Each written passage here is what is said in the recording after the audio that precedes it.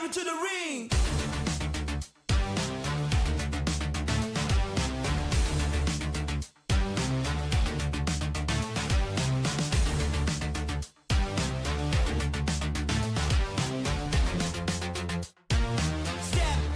Step into the ring.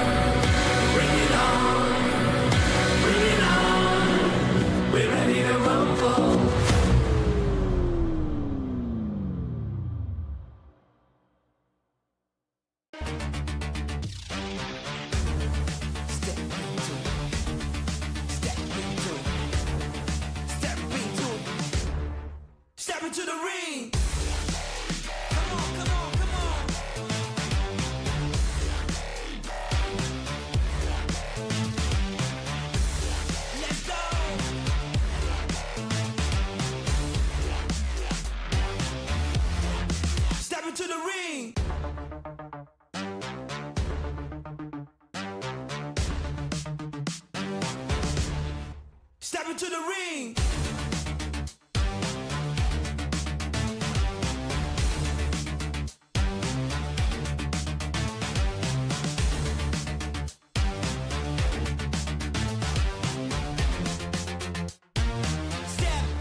Step into the ring.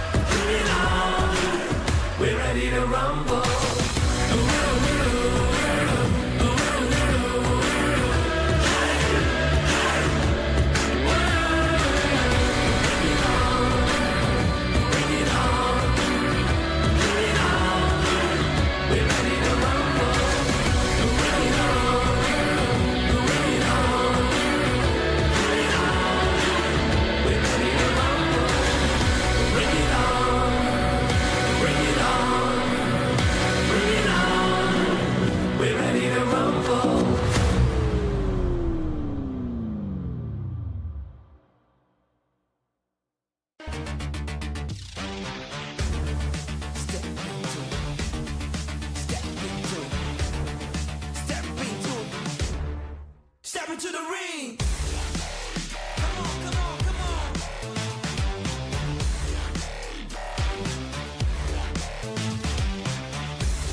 Let's go.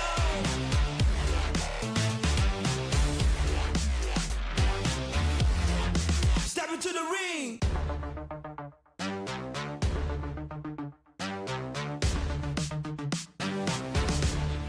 Step into the ring.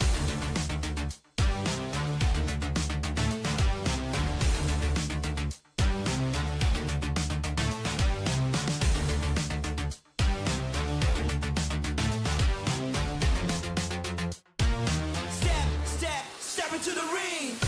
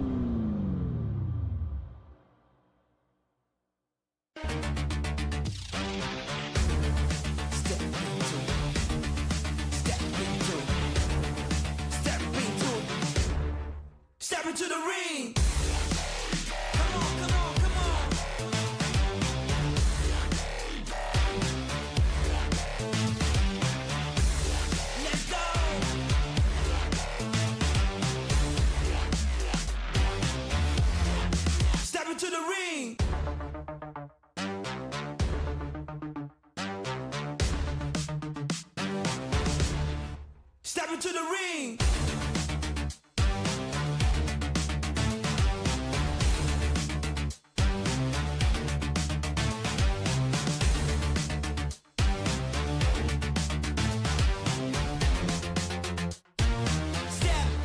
Step into the ring.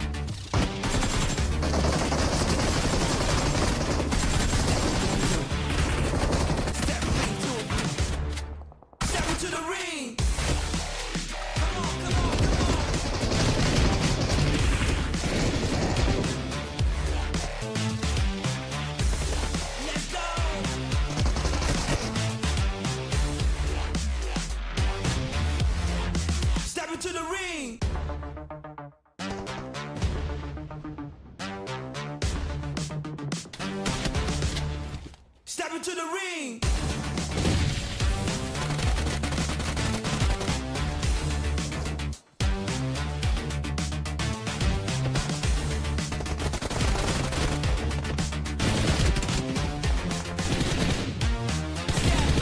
Step into the ring. Step into the ring.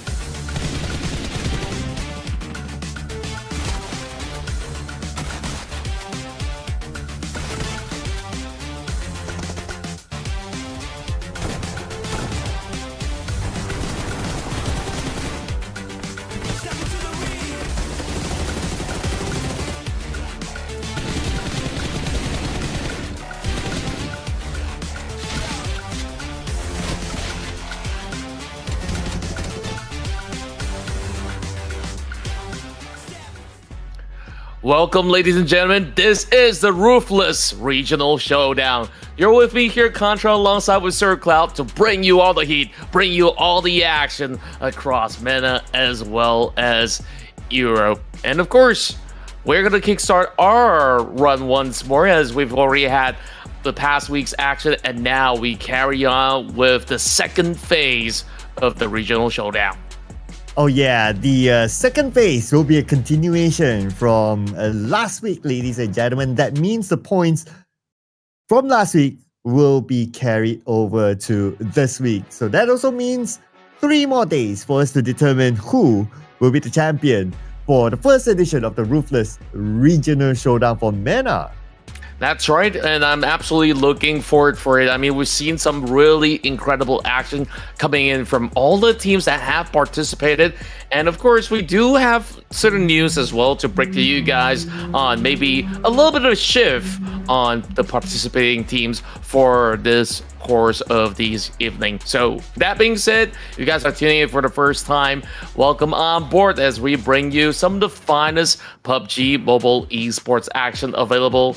And of course, with that being said, I think we've seen a lot of all these incredible feats being achieved by teams like MADBULLS, even teams like APG have gotten some of all these good runs as well. But speaking of APG, unfortunately, they will not be joining us for tonight. But of course, replacing them on their slot is going to be PAPARA Supermassive. Yes, a bit of a change there, ladies and gentlemen. So, well, at least we'll get to see for the first time in our Ruthless Regional Showdown, PAPARA Supermassive, who we will see in the PMGC later on. But before we head on to more details about the teams, just to recap a little bit on the point system, you guys should know this by heart now. Chicken Dinner in every round will receive 10 points, second place 6 points, third place 5 points, fourth place 4 points, fifth place 3 points, sixth place 2 points, 7 and 8 will be 1 point, ninth onwards will not receive any place on points. But as usual, every team will be eligible for elimination points. That's right. That being said, there's a lot of teams on board. I believe we have 18 teams last week. So it's going to be a haul of points for those that can outlast those duels. And that being said, we already got done with phase 1, and all that's left right now is going to be phase 2 with 3-day span of action. So each day we'll be playing on 5 matches, and of course, like I've said beforehand, that's 18 teams in total fighting for the chicken dinner. Oh yes, 18 teams in a single lobby format. That means every team that you see will play every single round. So if you follow us from last week, you probably know the 5 map sequence by now already. So we're going to start off with Rondo, followed by 2 ERANGELs, and we'll end the day with 2 MIRAMARs. Now, as mentioned here on screen, Phase 1 and Phase 2 overall rankings will determine the champion. And these are your teams that will be playing here today. So we have BOARS Gaming, we have UF, we have Kara, we have GEN.G, ARCred, GEEKAY Esports, Regnum Karya Esports, Team FALCONS, PAPARA Supermassive that will be making their debut here today. We have GS, Twisted Minds, we have also Nuclear Zone, we have ARCred, and we have ETSH Esports, In the Circle, Virtus Pro, MADBULLS, and GOATS will be playing here today. And out of the many names out there on the list, GOAT team have absolutely impressed us by having a very consistent run. They've been able to hold on to that #1 spot for a very long time. And then Virtus Pro did manage to also pounce back up over onto the standings as well, and they're definitely fighting tooth and nail to be topping the charts. That's from what I could recall, but of course we'll be showing you guys the amount of points that they managed to achieve back in phase 1, or maybe we might just accumulate phase 1 points for the moment, and we could just forget about phase 1 for now, so long as they can be sure that they can just hold in maximum points round after round. That is gonna surpass whatever the past results were. Yep. But last we had during the end of phase 1, yes, like what you mentioned, right, Contra, GOAT, they are at #1. But when it comes to the points are still close enough for the teams below them to catch up to GOAT. So it's not like GOAT is now like way ahead of everyone else and it's impossible for them to be caught. No.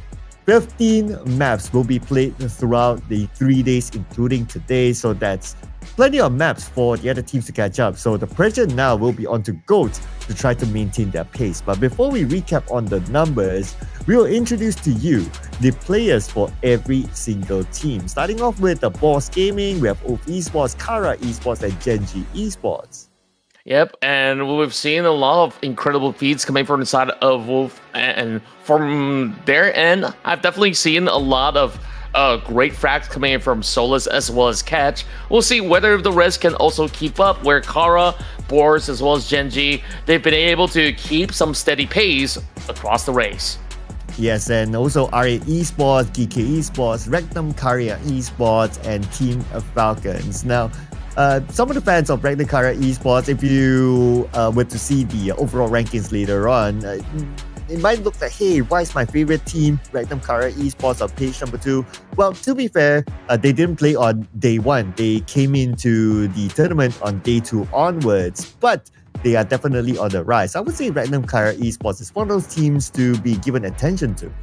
Yeah, they've been able to at least bring some massive haul of points on their appearances, and that's what matters the most. They managed to even surpass those that did play back in day 1. And of course, we want to introduce to you guys PAPARA Supermassive. This team is a titan in the Turkish scene. So, of course, lo and behold, we got Tron, Kamikaze, Lost, as well as Nico joining on board. Yep, welcome to them. We will be able to see them in action today onwards. And we also have ETSH Esports, ARCred, Inner Circle, and Virtus Pro. Out of all these teams that you can see here on screen, currently Virtus Pro, they are at #2 with 143 points. They're just 7 points behind GOAT. So they are very, very close. One good game could shoot them to the top. So the pressure is for GOAT right now to try to keep their pace and try to keep that gap against Virtus Pro, who played really well, especially with that one moment last week, Contra, if you remember, Malloy, he was the one that crawled behind another team, and then he survived to a second place finish. That was the moment from Malloy. Yeah, it was absolutely madness. And speaking of madness, MADBULLS are also in the race as well. Within the top 5, if I can recall, Talika, Flip, Lemon, as well as Pusher is going to be that 4 stack to try to keep up to the tempo of GOAT team, where GOAT team on the very final day of phase 1, they did have a little bit of a shaky start, but eventually they managed to pick up the pace rather quickly. So I want to see, is Joyagi still going to be the focal point of attention, because he's got so many frags, and I do believe he was the player that was hailed as the MVP of the tournament thus far. Yeah, and at some point as well, when we fly into the map, there's this stats on the side of the screen. It was Joyagi everywhere. But as of now, our overall MVP is Aaron from OOF, who brought in 28 eliminations so far with 6,031 damage. So he overtook the spot of Joyagi representing OOF But Wolf, they are currently still at number 4. So it's not only Aaron that needs to perform for them to shoot up to that number 1 spot. It's the entire team that will need to keep up with the pace starting from today. Yeah, and I would definitely say that the entire squad of OV definitely can actually go in for very high frag volumes if they want to. But more importantly, they've been able to also reach multiple top 4 runs back in phase 1. And I want to really see, again, OV to be able to pull some massive performances, because I can recall their runs back in ERANGEL was absolutely overwhelming. So that being said, though, on number 2, we also do have Scarface to be working in tandem alongside with Aaron. Great to see 2 of them being on the list for the MVP. Meanwhile, we also do have Alino from VP on number 5. On number 4, we got Bad Boy coming from the side of ARCred, and of course, GOAT. We got Twix, and I do believe a few other notable names is somewhere very close to reach the top 5 as well.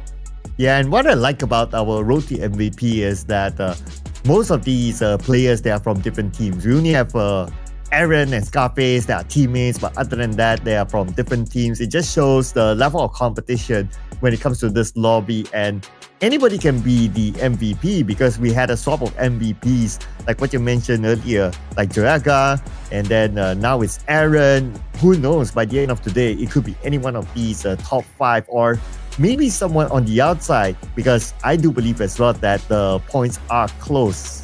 Now, Indeed. Zooming in onto the overall fraggers, these are only based on the total elimination. So Aaron with 28, even Twix with 26, sharing the same amount with Alino 26 as well, and then you have Bad Boy 25 and Scarface 24. So the numbers are still very, very close. Yeah, and it's just so impressive on the amount of damage that Bad Boy has been able to do. He actually has more damage than the top 2 all the way to top 5. Well, I can't really say top 5 because Scarface, he's done 6,019. He's basically almost matching on to Aaron at number 1 spot. Yeah, with 4 eliminations behind Aaron, but he's able to deal that amount of damage. And they happen to come from the same team, you kind of think about it. So it doesn't really matter the total damage. What matters is that the amount of eliminations brought in. And if you have 2 of them from the same team that's able to do that kind of number as well, then you know that the team is pretty solid. But if we were to zoom in onto the overall ranking numbers, yeah, they are currently at number 4, but they are still 30 points behind GOAT. So they have a little bit more work to do overall in order to catch the number 1. Yeah, and right now, the ones with the most chicken dinners has been MADBULLS as well as GEEKAY Esports, where they're both sitting at 5th as well as 6th respectively. So all they really have to do is to amp up on those elimination points. And going into map 1, it's going to be of vital importance that all these teams rack up as much as they can in Rondo, while there is going to be those recall towers for teams to keep reviving. And with more of these revive, that can only mean one thing: more elimination points. Oh yeah, more elimination points, more action. That's what we want to see later on. Now, as I would love to see as well, Twisted Mind to score a chicken dinner, because they're the only team right now on page number 1 that does not have a chicken dinner yet. And I'm pretty sure they want to get their poster up as well. So 5 games today for them to do so. One other interesting point here is that the team with the most chicken dinners, we have MADBULLS as well. Let's see if they can bring in more points overall. Now, flipping over to page number 2 here. So we do have a board here just by the borderline to break into page number 1. Again, it's all about the total points, right? The total points are still very close contrast. So I think there will be major changes still here on page 2 by today. Yeah, I certainly do agree that there is definitely going to be some catching up to do, especially for PAPARA Supermassive, who's making their debut for today. So they're basically starting from scratch. So I'm wondering how much points can they accumulate within the span of 3 days. If they can at least secure like 60 over points, that is just more than impressive to me, because that can actually match up to those who have played 3 matches through phase 1. Yep, so phase 1 is obviously done. So we're going to focus on to phase 2. And perhaps some of the interesting points that we might want to put attention to are teams like ETSH or Nuclear Zone. Are they able to really make that bounce back today, right? Considering that they are at number 17 and number 16 respectively, and what they have learned from last week after getting used to the lobby. They obviously had a good amount of time between last week and also today to kind of look back on what kind of strategies can they bring today to try to catch up on the points and maybe put themselves at least in page 1 by the end of today. Yeah, I definitely think that within one span of a week, a lot of things can actually change where teams can just readjust their strategy and maybe change the way that they actually play things out, where maybe back in week 1 certain teams are playing passively because they want those placement points. Now they realize, oh, we gotta also start fragging as well. Then maybe we might even see, you know, Nuclear Zone to still go all out on those fights. As much as we say Nuclear Zone has been, you know, having troubles closing matches or even situations where they were trying to win those fights, it always comes down to a nail biter. So who knows, maybe they might be able to find some really good games. So that's what I'm really hoping for. But I think more importantly, those who are racing for that top 1 position, I think it's going to be a very, very close week for them to do that. Yeah, looking at how the lobby ended in phase number 1, I believe so as well. I believe that we will go down to the final game of phase number 2 to determine who's going to be the champion. The first champion of the Ruthless Regional Showdown, that is. Now, this will be the map sequence here today, ladies and gentlemen. If you have joined us last week, it's going to be the same, but if for whatever reason you have just joined us here for the first time, we will start off with Rondo. And in Rondo, it is the Rondo kind of map where you have the recall tower, so you have the opportunity, or the teams have the opportunity to bring in as many elimination points as possible, followed by 2 ERANGELs, the OG map. Everybody knows this map by the back of their hand. And then we'll end the day with 2 MIRAMAR. So a total of 5 maps will be played not only today, but also tomorrow and the day after. And by then, we will determine who will be the ultimate champion of the first season of Ruthless Regional Showdown for the MENA region. That's right. And of course, the current top Rondo performers are as follows. We got Gold with some really high average ranking points. They always appear at least in the top 4. So that definitely is going to be a very safe pick for people to actually vote for this team. Meanwhile, Twisted Minds VP as well as ARCred has also been able to really keep up to the momentum as well with some very high frag volumes. So these are definitely the hot favorites out there, but GOAT team so far have surpassed all form of expectations. Yeah, absolutely, right? I mean, just look at the numbers there. They're way ahead of everyone else. Like average rank points 6, and the next closest one is like Twisted Minds like 4, so that's a huge gap.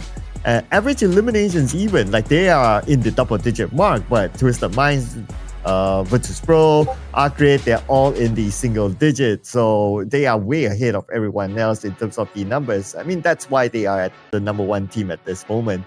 But that doesn't mean that they cannot be caught by other teams as well. Like what we mentioned, there was a 1-week gap between phase 1 and now coming into phase 2. Things might just change today.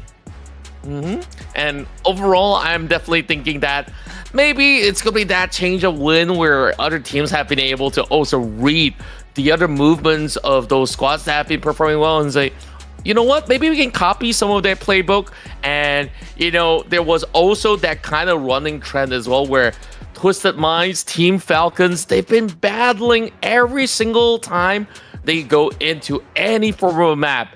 And I think like on phase 1's final day, you can start to see Team Falcons are also trading back well. So I think we have not really kept all too much of the score, but we've definitely seen Twisted Minds come up ahead many a times.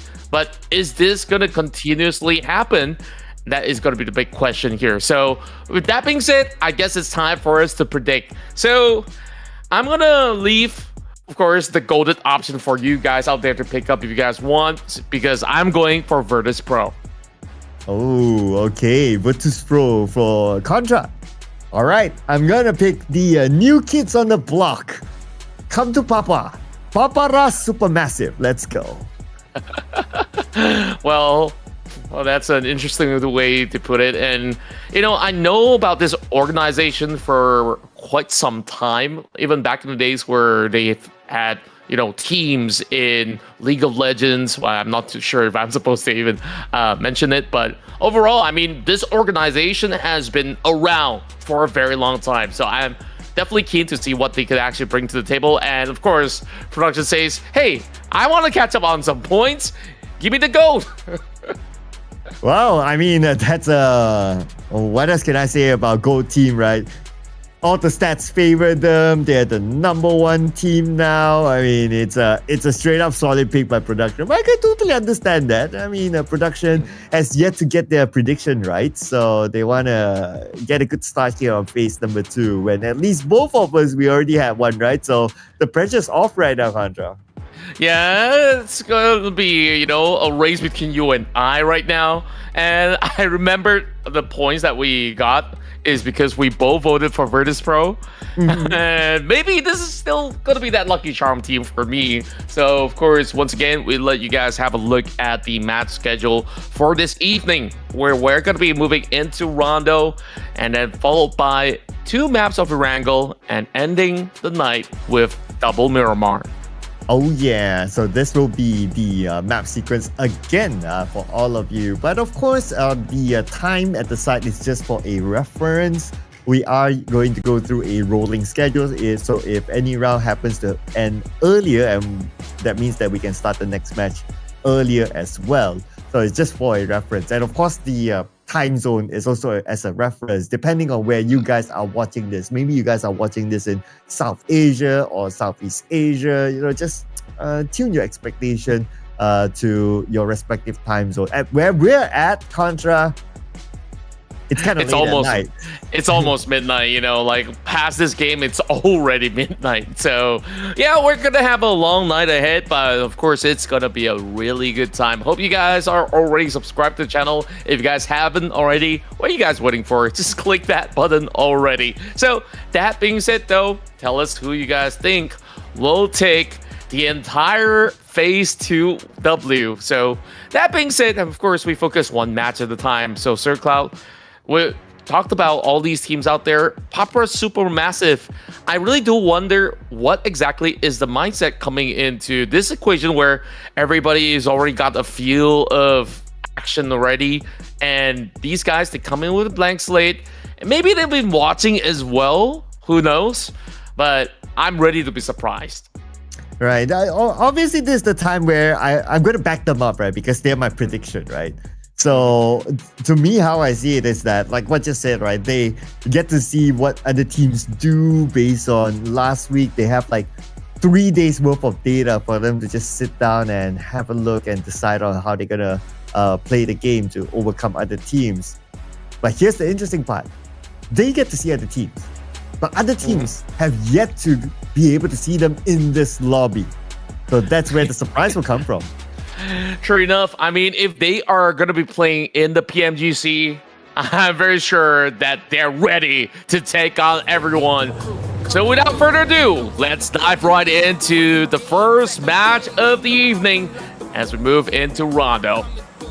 Yep, here we go, ladies and gentlemen, the restart of phase number 2. Now, this is also a good moment for us to recap on some of the top players, right? Like Aaron, Twigs up here, most knockouts, Scarface, Aaron, both players from OOF Esports dominating. But when it comes to headshots, we have Bad Boy, we have Hard Boy as well up here. So some of the names may be repeated, but that just shows the level of consistency that they have. But for a team like OOF, it's not only individual performance that they need a team performance as well to be the #1. Yeah, and out of all these many stats, one that I'm always intrigued about is there going to be a stat for the most revives? The kind of support players do need a little bit of love as well. Meanwhile, of course, sometimes you do see 2 flight paths in Rondo, but this time we're sticking to one and it's skewered all the way towards the southern end. We're already seeing a very interesting spread of teams across Land Po. Meanwhile, we're already having a little bit of action as Nuclear Zone is gonna get themselves into a little bit of trouble up against GOAT Team. Oh, I already see a first blood. And the circle is on the opposite side, center around stadium. But on screen, we're going to look at the GOAT team right now, the team that production picked. And let's see if they can actually win the spikes. Virtus Pro in the fight as well against Kara elsewhere. So we expect multiple fights to happen. Twix moves in, and Twix will get that knockdown, get that elimination right off the bat. Oh, just swift moves coming from Twix. Still one of the sharper shooters out there on the field. Within the top 5, so to speak, for the moment. And we're going to see whether if he's going to be able to land another beautiful blow. Yes, he does! Just by the very edge of it. And just like that, Supermassive, they join into the fray. And they also got themselves a little bit of trouble. So not the best start possible for PAPARA Supermassive. Okay, but we have to remember that as long as they have a player still alive, this is Rondo, so they can still recall each other. But if Krona goes out here, that's it for Nuclear Zone, and unfortunately he did. R8 was the team to eliminate them, and I guess we'll need to wait to the next round before we see Nuclear Zone again. Yeah, and it is rather tough for the moment. I do see that the members of GOAT are actually camping out on the recall tower, so if PAPARA's going to be taking another different angle, then I'm not too sure if they're going to be able to get that full revive through. But Murphy draws an exchange, but not quick enough to take Joyagi down. Well, I noticed that the other players of Papa have been recalled back. So now it's a matter of Murphy to come back in. But Kamikaze, he's going to go for it. Kamikaze! Surprise! From the side, they totally didn't expect him to still be here. Wow, what an impressive lurk, and he found those beautiful angles, and this 1 versus 2 is absolutely possible for Kamikaze, and he does that with, what, a barrel in hand? Or, well, it could just be an AK, I mean, there we go, another exchange, but this time it's going to be Kraken that takes him down. That was a little bit unfortunate, but I believe that he still has the opportunity to be recalled back by his teammates, and maybe that's why he took the risk of moving in to secure at least those elimination points, which is fine, because you can still be brought back onto the battleground as long as your teammates are still in the game. Now, another fight's happening elsewhere on our overall charts. Falcons here is in the fight against another team, but on screen we have GS against GEEKAY. This one's going to take a while. It'll be a very difficult push up against GS as the nades are being sent right down below. D3S have already got his armor being shredded up. So it is going to be a long, drawn-out exchange between the two. We do have members of GS planted on the other corner of Jadena City. And we'll see whether if Jafar can also get a little bit more involved. He's going to be camping out on that recall tower as well. Meanwhile, there's that. He finds an angle. He takes one down super swiftly. Well, his other target is on the other side though. GEKE Esports now locked in 2 elimination points, looking for more with Jafar now down to 40% of health.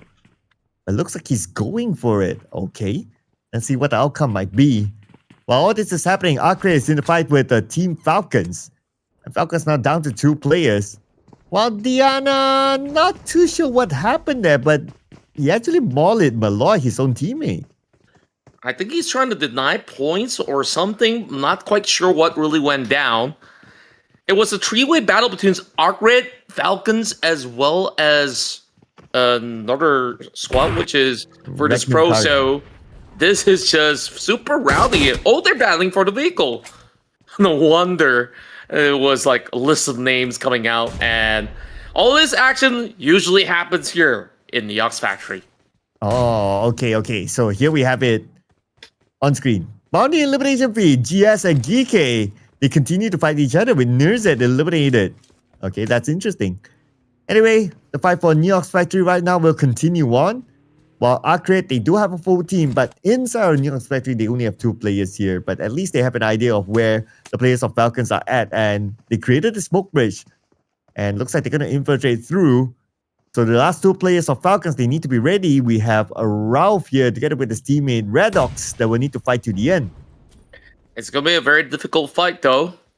Meanwhile, ARCred, they're also looking for a push up against these members of Falcons. Oh, greeted with a shot towards Hardboy.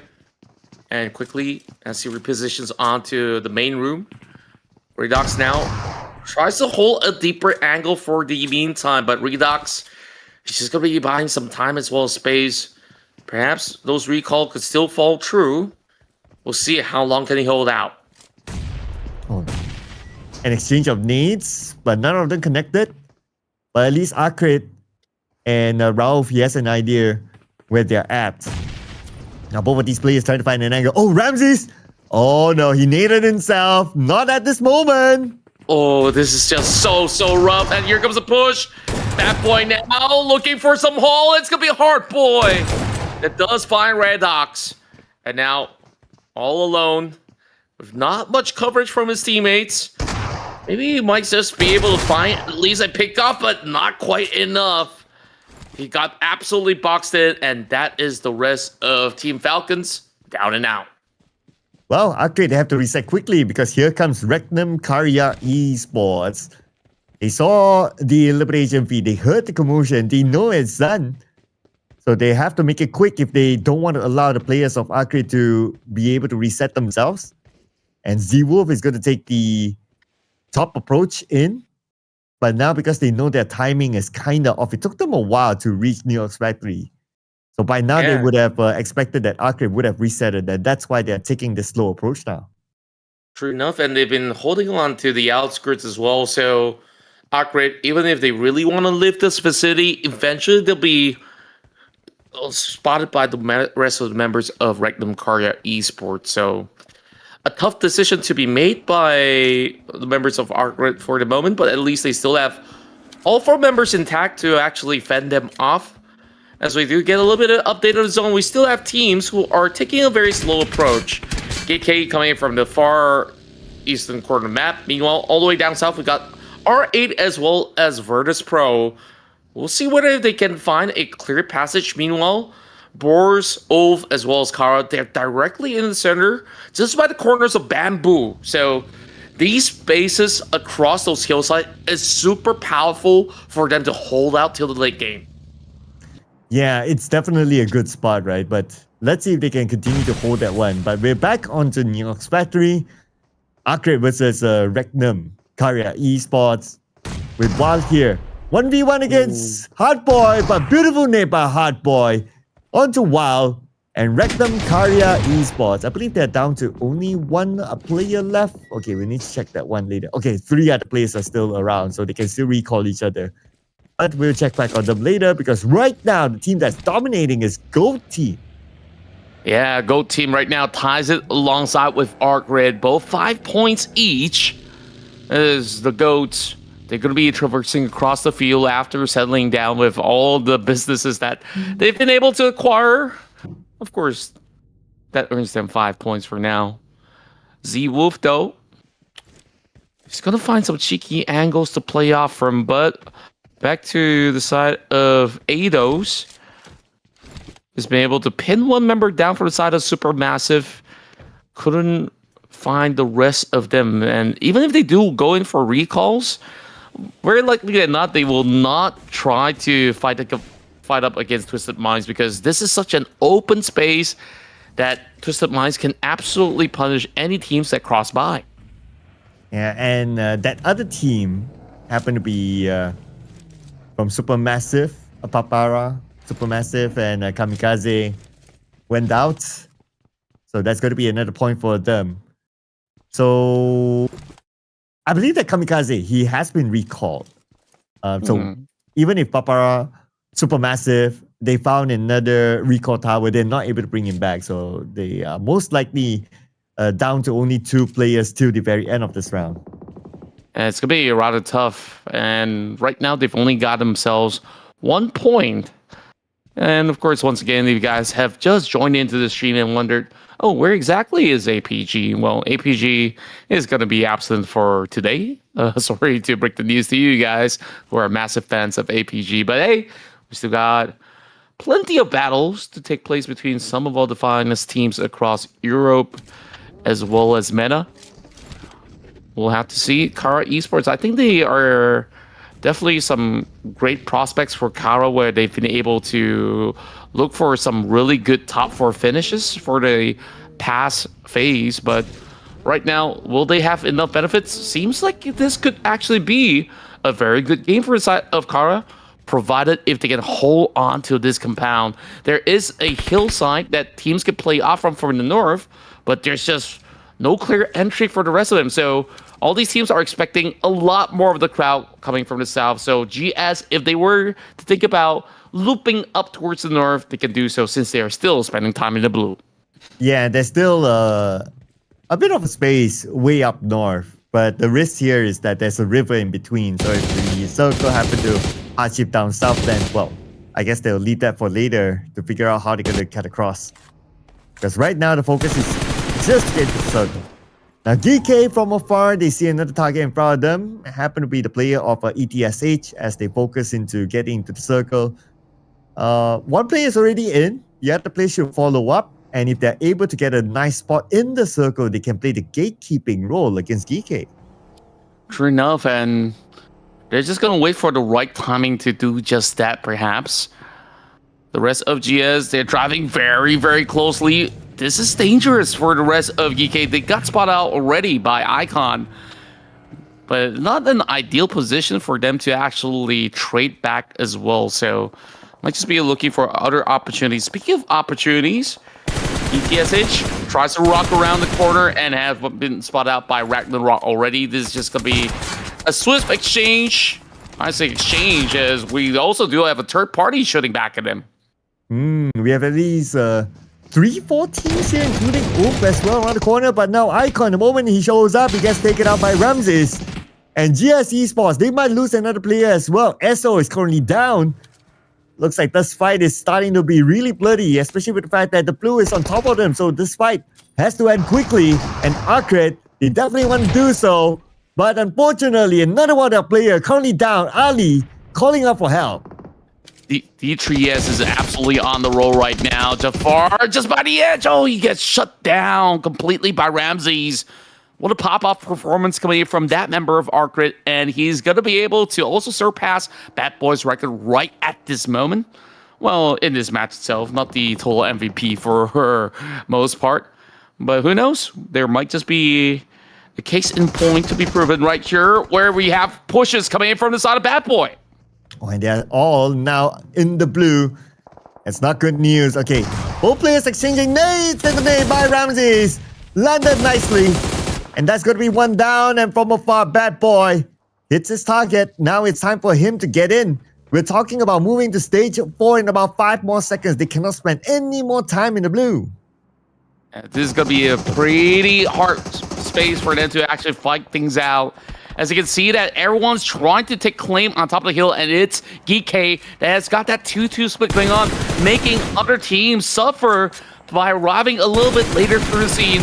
Pubg Esports have been able to do another massive pull as they do secure yet another 5-pointer. Meanwhile, Virtus Pro goes out in an early exit with only 3 points this time. Speaking of an exit, GS had to exit as well, unfortunately, out at number 14. Now, more teams starting to move in, and we have ETSH here with Baby. The moment he shows up, he goes down immediately. But the next team to be eliminated while all that was happening is ARCred. And ARCred is out. Number 13, no place on point. ETSH is just obliterating so many of all these players out there. GEEKAY doing exactly the same with Nurzet, just slowly pinning them out. Kara still playing very defensively. They know they got a really good spot, and they're happy to oblige to see all these teams to be shoved over onto the hillside.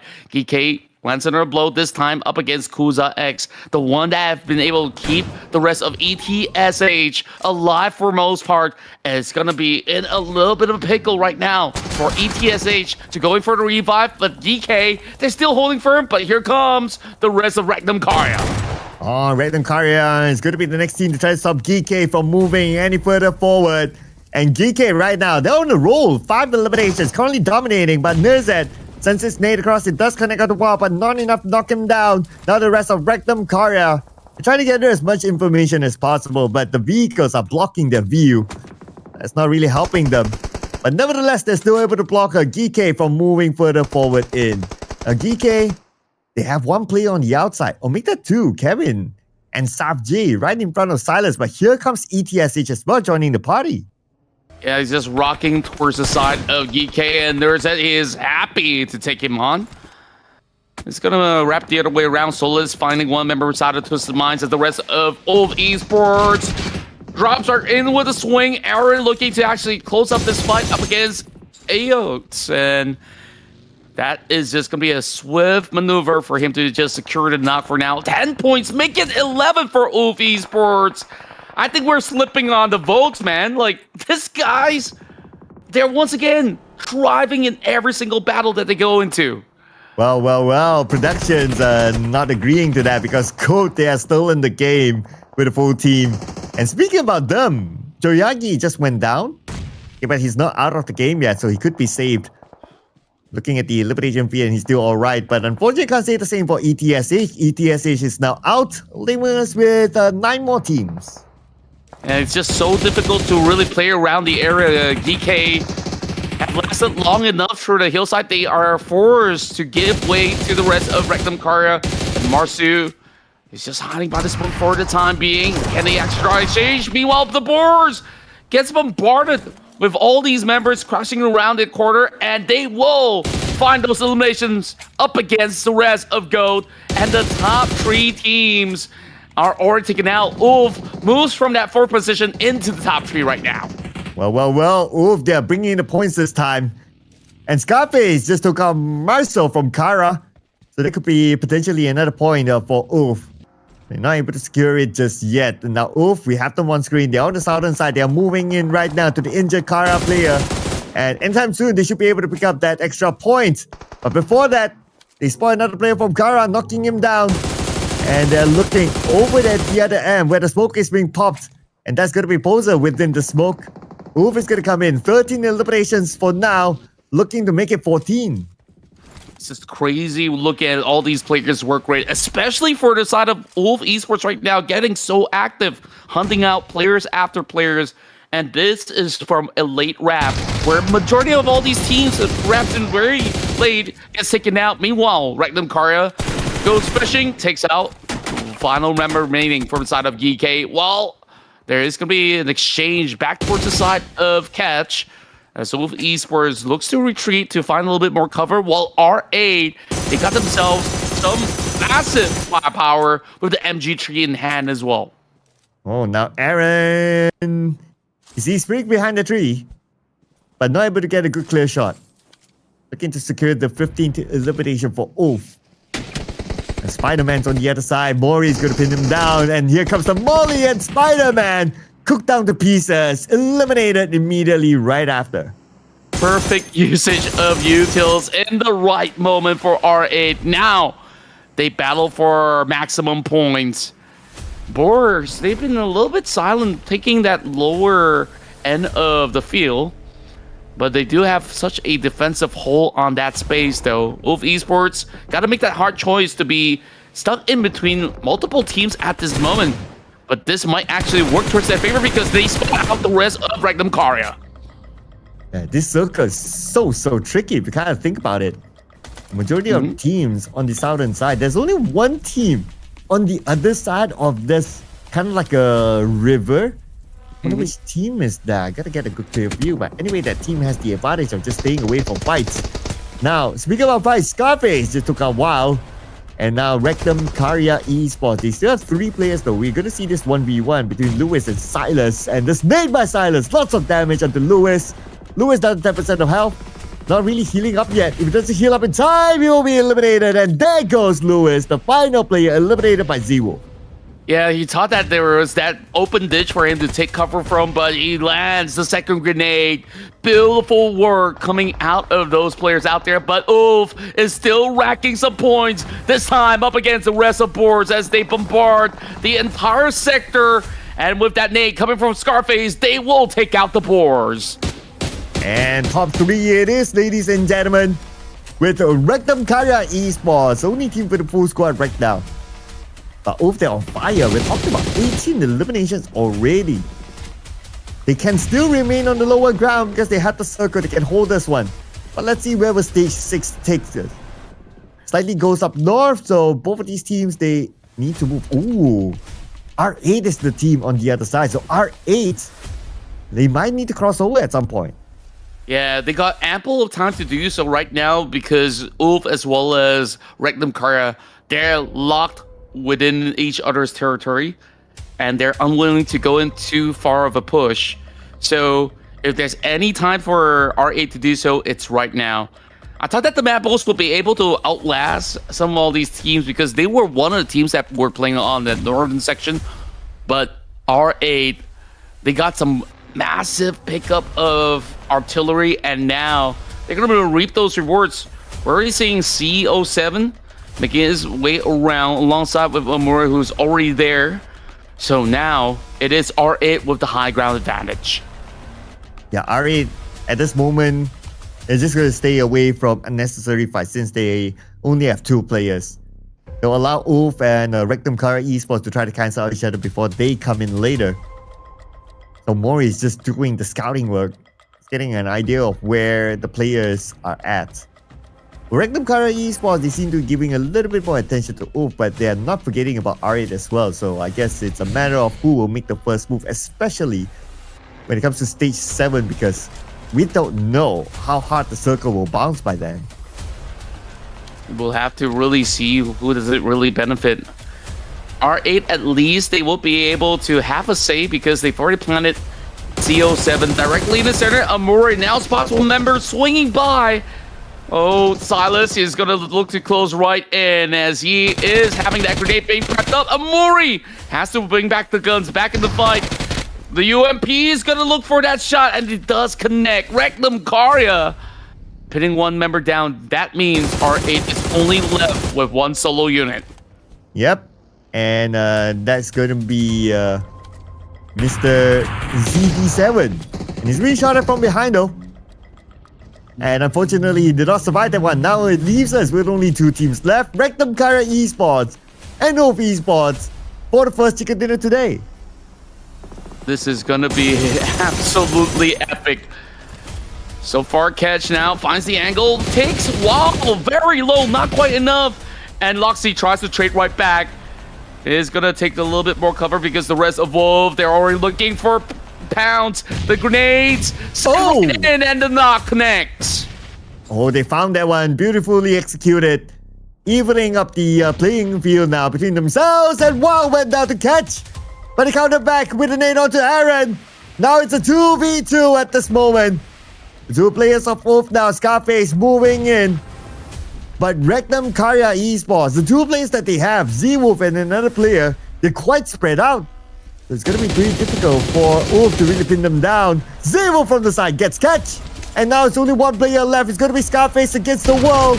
Scarface showing up right in front of Z-Wolf. And now Scarface goes down to the lower ground, giving this geographical advantage to Z-Wolf. But Scarface not leaving his vehicle till now. He's forced to jump out, goes in for a 1v1. And it is Z-Wolf with the final shot. Rectum Karya Esports brings back the chicken dinner in game 1. What an explosive performance coming in from our final 2 teams, and it is Rectum Karya Esports with a split formation to the tail end. We're wondering, can this work out? And that paid off dividendly for Rectum Karya Esports to secure yet another chicken dinner in the bag. Oh yeah, Rectum Karya Esports starting it nice and hot here. Denying away Oof's chicken dinner, but Oof, they brought in a lot of eliminations. I believe it definitely is going to be the most. But we're not going to take away the spotlight from Rectum Karya Esports, of course. They scored 13 eliminations in round number 1, so that's 23 points collected. But with the amount of eliminations that the second place team got, I believe they would have collected more points than Rectum Karya Esports themselves. Yeah, most likely than not, they will still be able to surpass those kind of numbers because they've got like what? Kind of like a surplus of an added chicken dinner on top of all these other kills that they've gotten so far. So I would say that it is a very tight race still, but Regnum Kara's performance was also absolutely beautiful on their execution. They saw many of all these teams taking fights upon the hill, and they sneakily take over those positions once some of the fights subside, and then they were just having the optimal space to really work with against Oof, who eventually looked towards playing towards those members of BOARS, which they did manage to shut down, but that came at a cost at the very tail end of the run. Yep, but nevertheless, it's still a good haul when it comes to points, right? But speaking about the points, just to give us a bit of clue that Oof actually scored more points is because when it comes to team to watch, they are in front of Regnum Kara Esports, so that's a bit of an indicator there. But other than that, we have R8 as well up here, and we have GEEKAY Esports here as part of our top 4 too. Now, out of all these teams, R8, they only use 3 throwables throughout the entire game, but they managed to be up here as the third top finisher. So it just shows R8 this time the strategy of playing it safe, it worked out for them. Yeah, I mean, overall, R8 also did play quite aggressively towards like phase 5 onwards to be able to secure themselves a spot all the way up north by taking out all these teams out there. But when we compare numbers, take a look at OVE. 3,405 damage, and that is like what?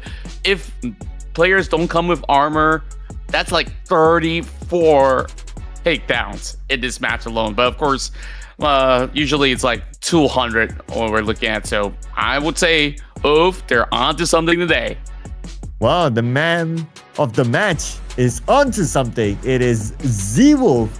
7 eliminations, 797 damage, and who needs utilities to be the MVP, right? All you need is gun skill. All you need is the finishing moves, and all you need is good looks.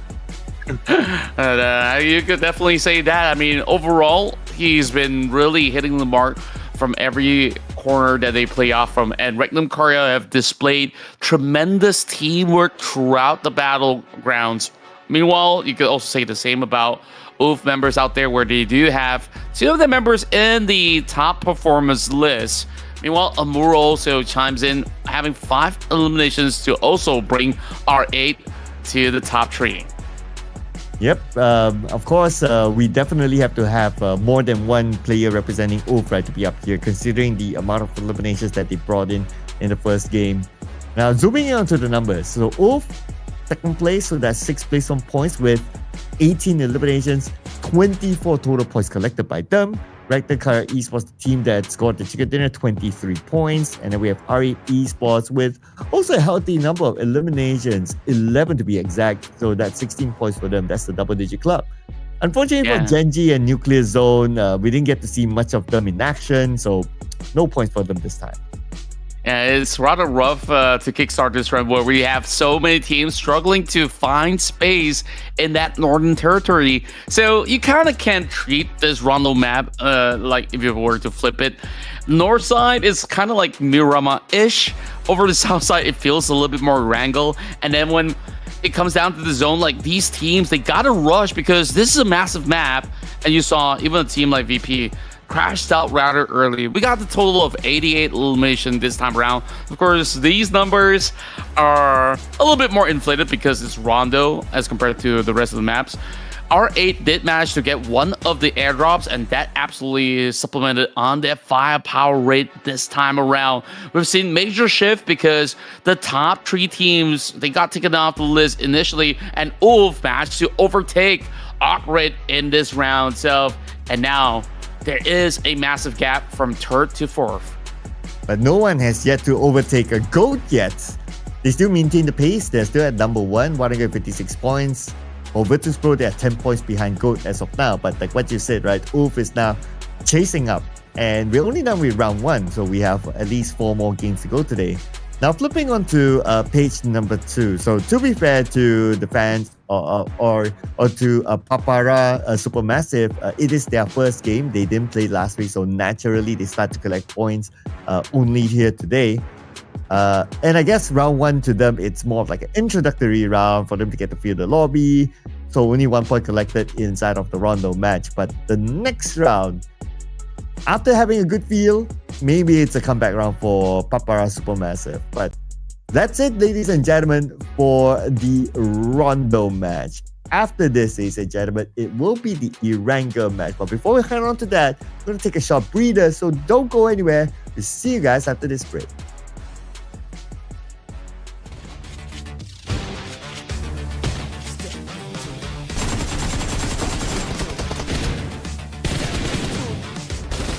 Step into the ring. Come on, come on, come on.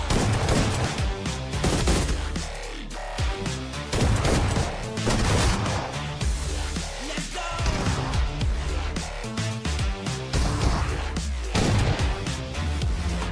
Stop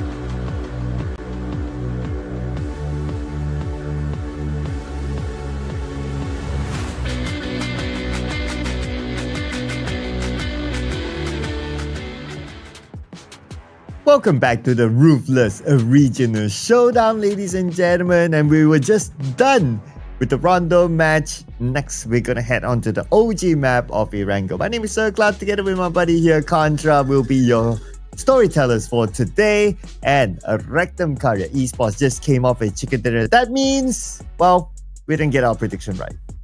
Yeah, I mean, it is very tough when you have 18 teams battling all out to secure that #1 spot.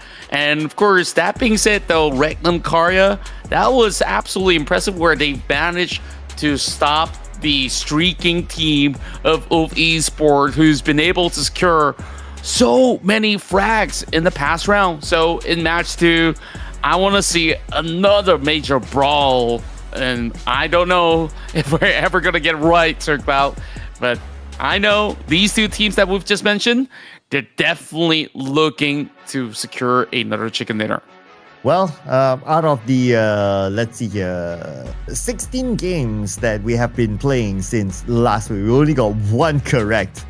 So that just shows how difficult this lobby is for us to kind of predict and who is going to get the chicken dinner. But that is all. That's where the fun is, right? Like, it's hard to tell. Teams are very competitive. Teams are putting up a good show. So yeah, it could be anyone's game next. But at least here are some of the numbers to give us a bit of a clue on who might perform next. Could it be GOAT? Could it be Wolf? Could it be MADBULLS? Or could it be Virtus Pro? Or maybe another team that is not in that list, because that was the case earlier when Rectum Karya Esports scored the chicken dinner. Who do you have in mind? Well, looking at such an impressive work rate coming in from Esports, I gotta vote for them. I mean, they're looking so strong today. I mean, most of the members have been able to reach the top 4 without, taking too much of a damage. So I think like this time, moving into ERANGEL, it's gonna be a breeze with not too much of that commotion. Okay. Esports. ULF. Okay. Well, I wanna have a taste of the top dogs, right? Let's bring on the goats. Goats, it is. My turn. Okay, Pront, wasting us no time. I really wanted to vote for VP actually. As you can see that they have the best survival time, the best ranking points in the formal position. But hey, I've already voted for Virtus Pro. Maybe I'll leave it for a little bit later. We'll see. But hey, solid picks all around. I think like we've definitely got the favorites up here. Virtus Pro last round only acquired 3 elimination points before they drop out, because last we saw in Rondo, they took a very, very late rotation. But Virtus Pro in ERANGEL is a different monster. Yeah, and I'm sure ERANGEL teams will play it differently, right? Maybe they might play slightly more safer, naturally, because you don't have the recall feature, so you don't want to take those kind of early risks. But seeing the pattern from last week, we can expect a few early fights here and there. But in general, once those early fights are done, maybe teams just want to fight for territory, especially inside, let's see, Pubg especially. Team Falcons and Twisted Minds, for the most part, they've been chasing each other. Whether they will still chase each other or not in this ERANGEL, we'll find out now. We shall see some epic brawls once again when they do go for those hot drops. It's not only Pubg that we do see the action taking place between Twisted Minds as well as Team Falcons. I do believe that areas like Pier also sees early action with the presence of what I do believe was R8 as well as another squad. So we'll have to wait and see how that one plays out. This is going to be a flight path that's going to be pretty neutral. It is definitely viable for teams to also stretch all the way towards the island side of Sonaska or even reach the corners of Severny. So we'll have to see what's going to be the call here. Is there going to be any major changes between these teams? As Kara, GS, they're already off the plane to head towards areas like Farm as well as Milta. But of course, all eyes onto Pubg, as we'll see the rest of Twisted Minds moving in once more. Well, my eyes will be on to Pubg for sure. Twisted Mind's going there. Falcons going there as well. Okay, so that's a confirmation that we will see the Pachinki fight. Now, whether Gen.G will join them or not, because Gen.G happen to be heading towards that direction. We need to keep an eye on that, but it looks like nope. Gen.G is going to go all the way down south. On the elimination field, we have PAPARA, Supermassive here in an early fight against Virtus Pro as well. Very interesting, as we do see PAPARA did manage to secure themselves that UAZ. Meanwhile, Team Falcons managing to pick up an M249.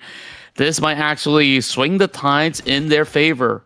So that being said, though, Freak being took down low. No meds, no helmets. As this is going to be a very difficult fight for Freak, but he's already got a charge coming through. So we'll see. Twisted Mind members, they are all stacked up. And it's the same game plan for the side of Twisted Minds. This is to ensure that they don't get pushed so easily. So that's it. We do see a G36C pick up as well. Wash now gets a toss of a Defilet. Not much to be worried about for now. Oh, he's actually tossing some supplies over to his teammate so that he can fight for a little longer. Okay, just to put out the record, right? So Twisted Minds, they have a better record against Team Falcons. So let's see if Team Falcons, they can actually get this revenge arc against Twisted Minds. So far, they are still a full team. So as long as they are a full team, anything can happen. But if we were to look at one of the players of Team Falcons, he's not really healing up. But that means they're quite low on healing utilities. The same goes for Twisted Minds as well. I mean, both teams not really well stocked yet. Yeah, we can definitely see that Falcons, they're going on a 2-2 split formation. And that's going to be a little bit of a fake out of utils being tossed towards the corner. So Falcons, at least for the past two meetups in Miramar, they did manage to win the exchanges. Or should I say, it was 1 win, 1 loss here in Pachinki. And then in El Pozo, it was also a 1 win, 1 loss on day 3 of phase 1. That's as far as I can recall. It seems like one member of Gen.G disconnected, which is why we see one player is drowning in the water. Unfortunate stuff for Gen.G. I really do wonder if they could actually recover from this. Meanwhile, it's a standstill. This is the longest that they've gone without even knocking onto each other just yet. Yeah, just because like the circle is here, right? So I'm not too sure what happened. But I'm not too sure what happened to the player of Gen.G as well.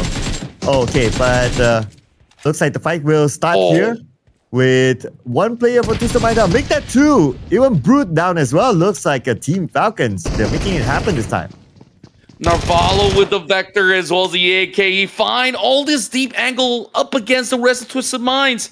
And now they know every member all bunched up all together. They have to get the revive. True Freak already taken out. Liz, a 1v3 imminent. Is it going to be a clutch moment though? Narvalo, he gets knocked down by Wash. One more to go. One more to go. Wash, can he pull off a big clutch here? But he takes a lot of damage. He's down to only his micro Uzi. Going up against the shotgun. Not the best of weapons. And there you go. Twisted Minds eliminated. Team Falcons. They win the Pachinki fight. Wow. 4 points with 2 casualties. This was really, really close. Narvalo, he had to really go in for the reload because he's on those SMGs, right? From the micro Uzi to the Vector. And those bullets just run so quickly. But hey, that was a really, really good fight. It really got us by the edge of the seat. Now, what's interesting about this first zone is that it is a split between the mainland as well as the island.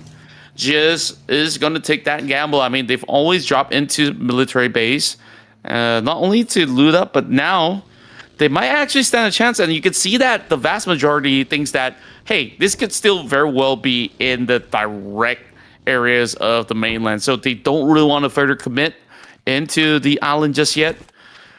I would still say it's a pretty wise choice until they're forced to do so. Then I guess the rest of GS, they might actually fancy that opportunity to look for gatekeeps and stuff like that. PAPARA Supermassive, they do have Kamikaze last round securing some a little bit of a good damage to be dealt, and I believe there was also one elimination point. Kamikaze yet again finds first blood for the side of PAPARA Supermassive. Yeah, the first elimination of PAPARA Supermassive is through Virtus Pro. That was at the very beginning. So now Virtus Pro, they are down to only 3 players.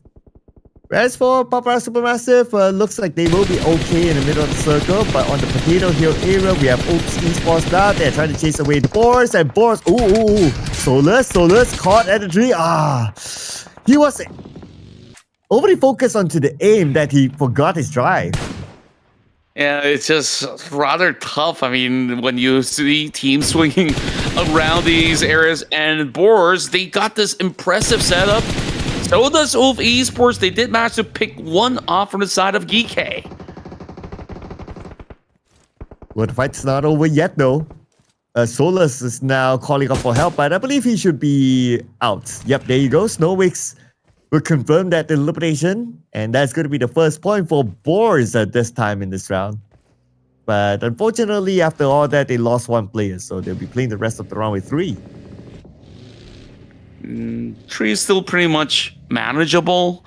If it's down to 2 members, it is going to be so tough with 18 teams here to really fight out where we're only at stage 1. And we're already seeing teams camping each other by the Potato Hills. Meanwhile, Kamikaze, he doesn't really have too much of that space to work with. Poser spots the vehicle. He's got a DP in hand as well to go down for a spray. And now this is just vital information. He tracked the entire team of PAPARA Supermassive.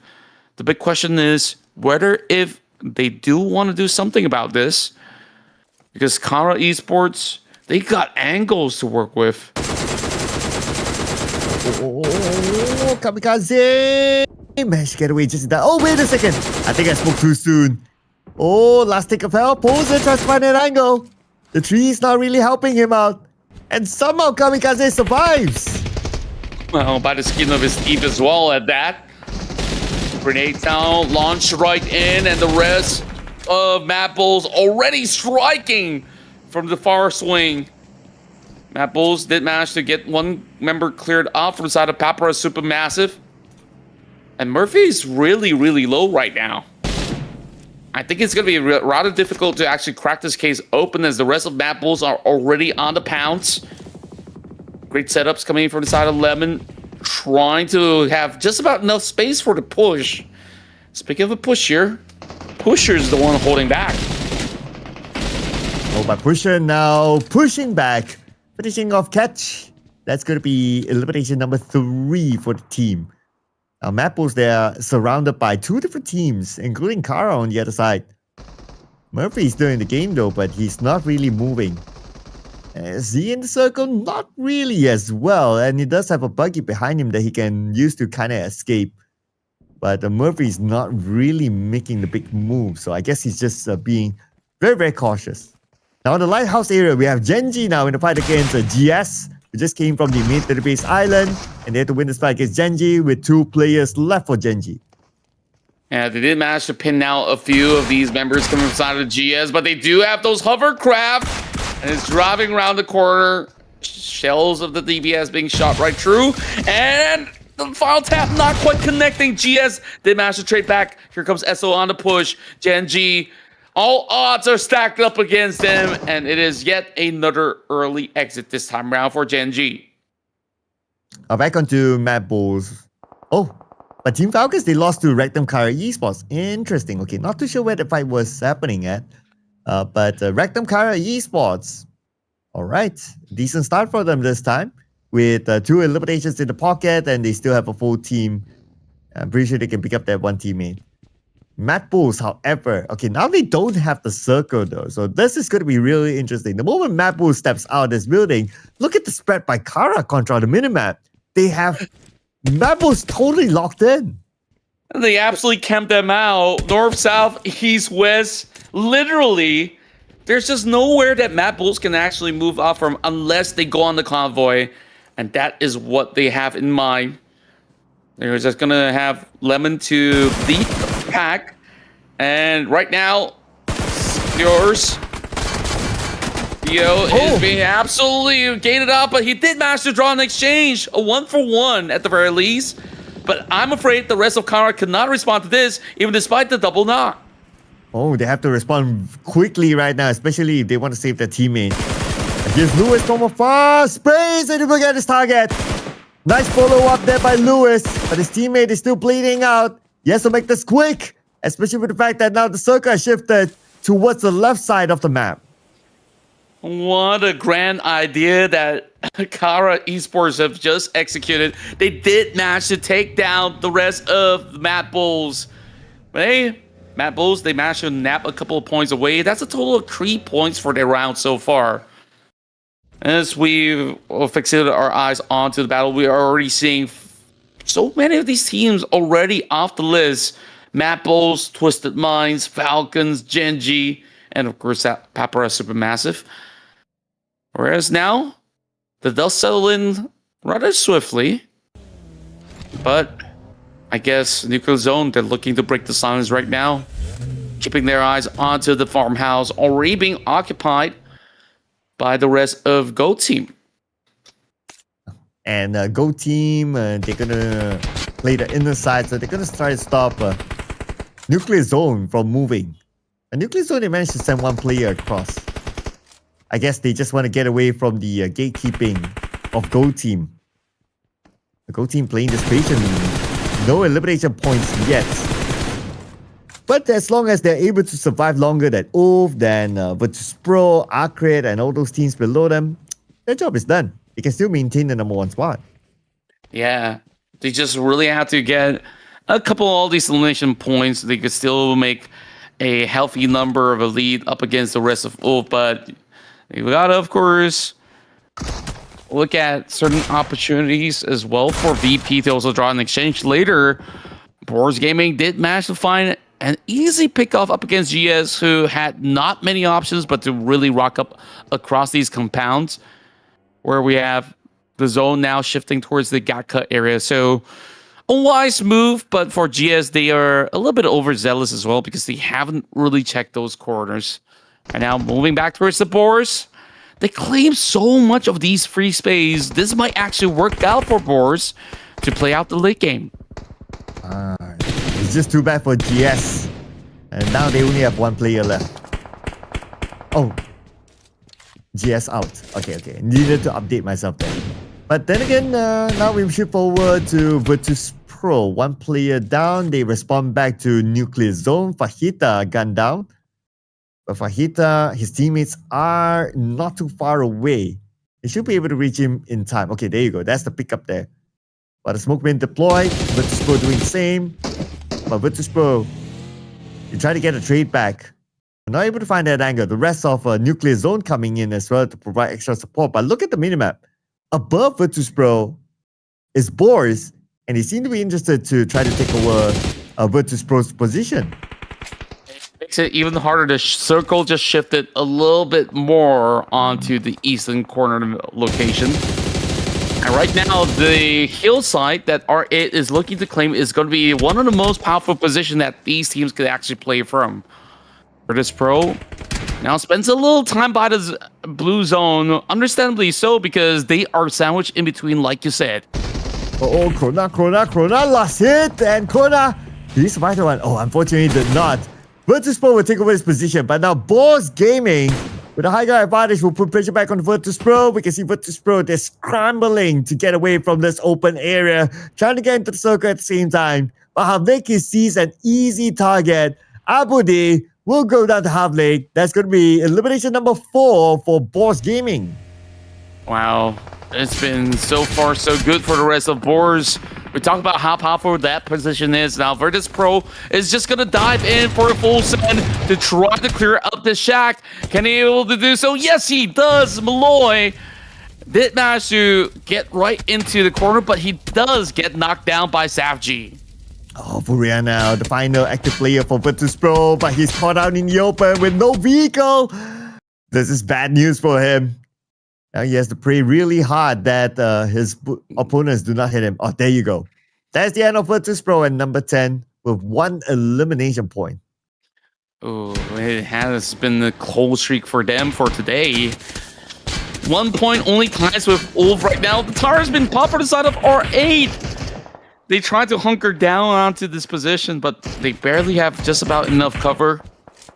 Now things are looking a little bit more worrisome for the meantime. And then look at this current place that GOAT is actually taking a little bit of elevated angle up against the rest of GEEKAY.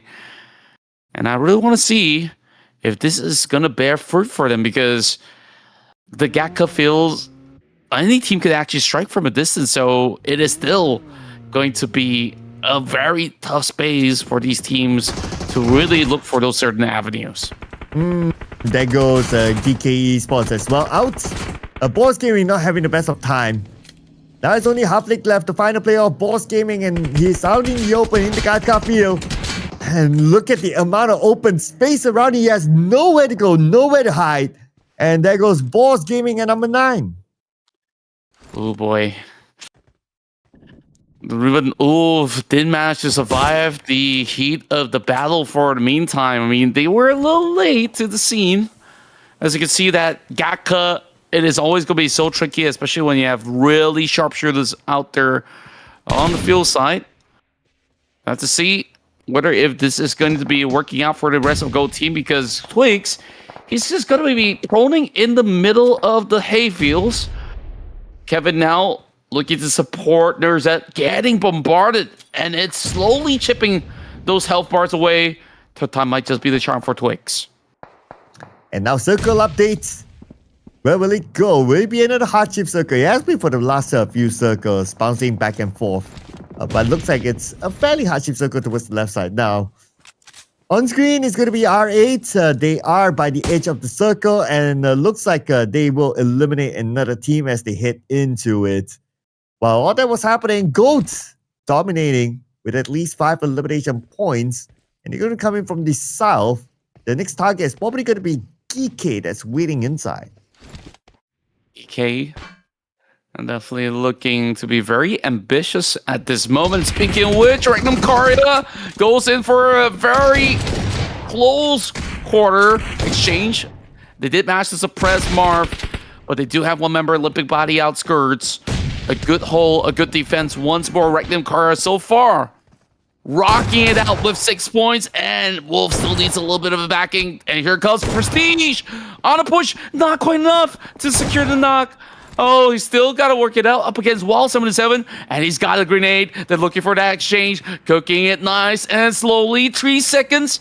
Is he going to be able to hold out? He's in between those members of Kara as well. Oh, the nade by Marcel on the other side. There goes Prestige eliminated, and that is it for RA number 6 with 5 elimination points. Now the fight's not over yet for Rectum Carrier Esports. We have Silas now holding his ground. The smoke will buy him a little bit more time from the incoming opponents. From Kara, 2 of them have arrived. Want to try to stop Rectum Carrier Esports from licking their wounds. This nade on Silas. There's a bit of damage onto him. He's still alright for now, but the counter nade sent down to the ground floor. Marcel takes a lot of damage, now forced to go in to heal. Now we're already down to our top 4. Kara fighting tooth and nail to just claim this real estate, because there's just realistically nowhere else to really find cover from. Silas now waits for the right moment, misses the mark as he thought that he will pass right through the smoke. Not quite enough, but the nades are now falling into place. The rest of Kara Esports wants to shut him off of this match. Oh, nades still being sent to the second floor, but they are not able to find that angle. But whoa, waited on the other side. But that's okay. Gets that knock immediately, but the moment he moves in to try to finish his opponent off, he gets countered back. And now he's down. It's only Silas left now, the final active player for Rectum Carrier Esports. Kara Esports having members to be resetted right there. Marsu does prepare himself with a DPS. It's been an impressive hold so far, but I don't think it's going to last long enough for Rectum Carrier. They will go down this time, but at least securing themselves a top 4 finish. Whereas ARCred, they waited long enough, and now it's showtime. It's time for them to come in as a third party. Look at the nades being prepped up, sent out to the ground floor, but nobody's home. One nade on the second floor, but Lewis, he kept his distance away. And now they're still coming in.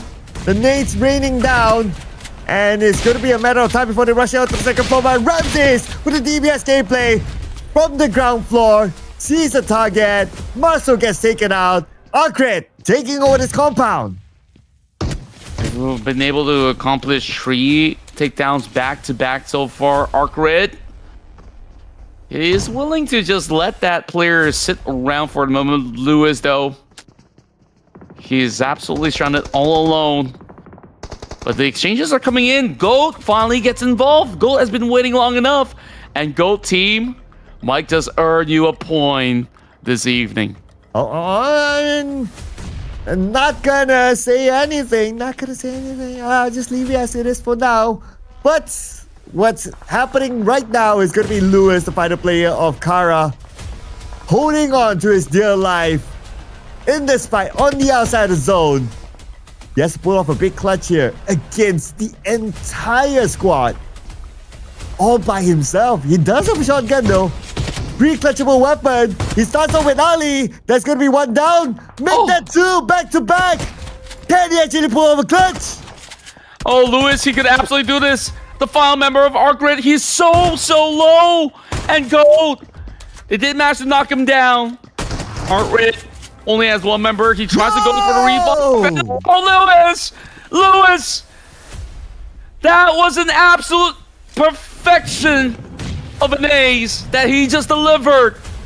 And now Kara secures top 2, and the GOATs are looking to secure the chicken dinner. Here we go, locking in. It's probably going to be GOAT, and nothing is going to stop them. A full squad versus one very tired player after putting up their clutch. GOAT team scores chicken dinner number 2. And that's also chicken dinner number 2 for me. Yay. Wow. Such an immaculate performance, GOAT. They don't seem too explosive, but, you know, they always place themselves into great position. And the moment that they hear all those noise coming from the compound that teams were fighting on, they know that all they have to do is wait, and eventually they will have the numbers to book out. But wow, can we just talk about Lewis for this moment, because he absolutely stole the show. No doubt. That clutch towards the end that not only secured him the second place finish, but also a couple of other extra elimination points, 4 to be exact, that is. So that's definitely the highlight moment there. But of course, the moment he was done, GOAT came in just right when he was finished with his clutch. Well, he didn't really have time to recover, and the rest was history from there. So gotta give it to definitely the second place team player for scoring that one. That was very crucial for him. Can you imagine like the point difference between second and third place just by itself? Play some points, and then you have the 4 elimination points. That's actually quite a lot. Yeah, it is a plentiful points out there for those who did manage to make it to the top 4. And overall, GOAT team, they just have the right formula to keep on winning. And now they add 1 more to their bucket list.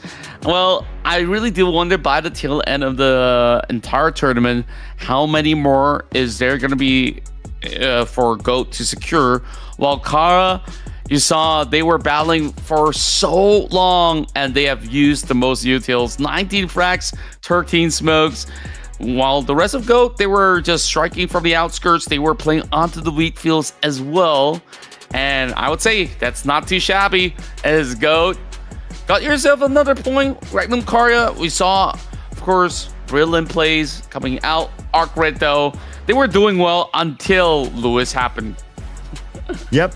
Until Lewis happened. Exactly right. The clutch by Lewis. That was beautifully done. Well, because of that, Kara Esports, well, they're being compared now head-to-head with GOAT team. We don't have the exact elimination numbers yet, but if we were to look at the knockout numbers and also the damage output, Kara Esports, they did a little bit more as compared to GOAT team. So maybe when it comes to the elimination numbers as well, like perhaps Kara Esports would have done more as well than the Chicken Dinner team.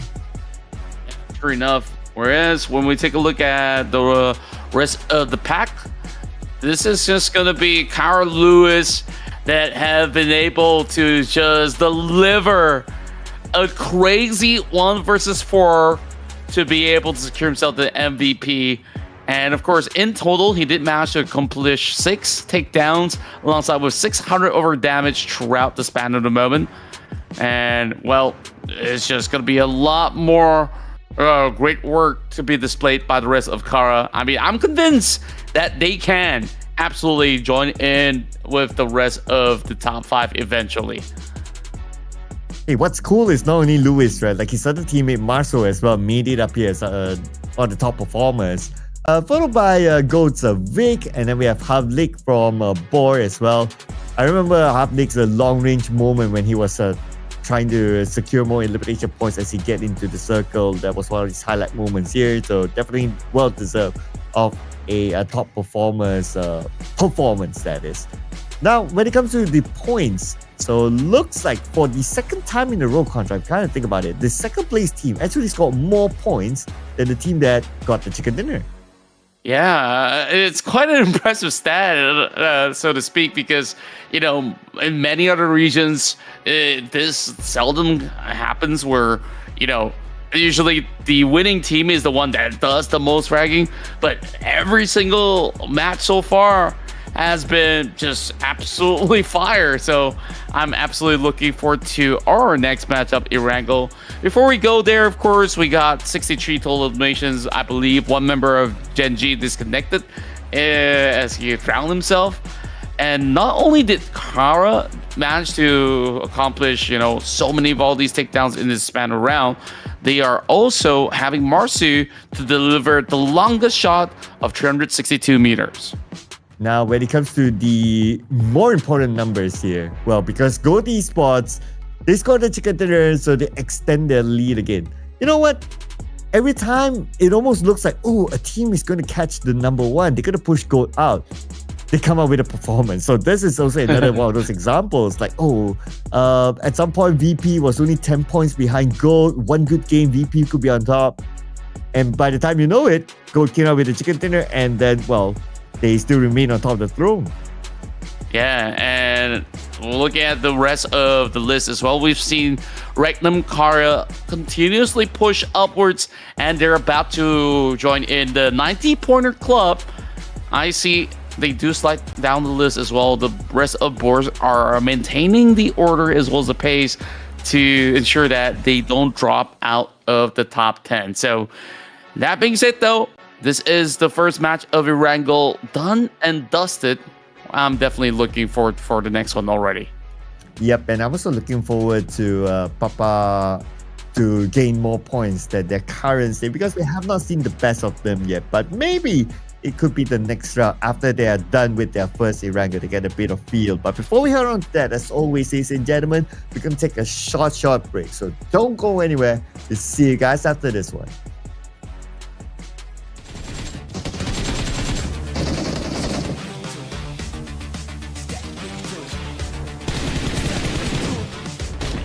Step into the ring.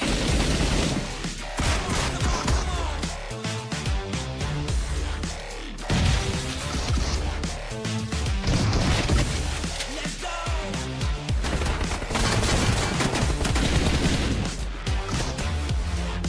Step into the ring.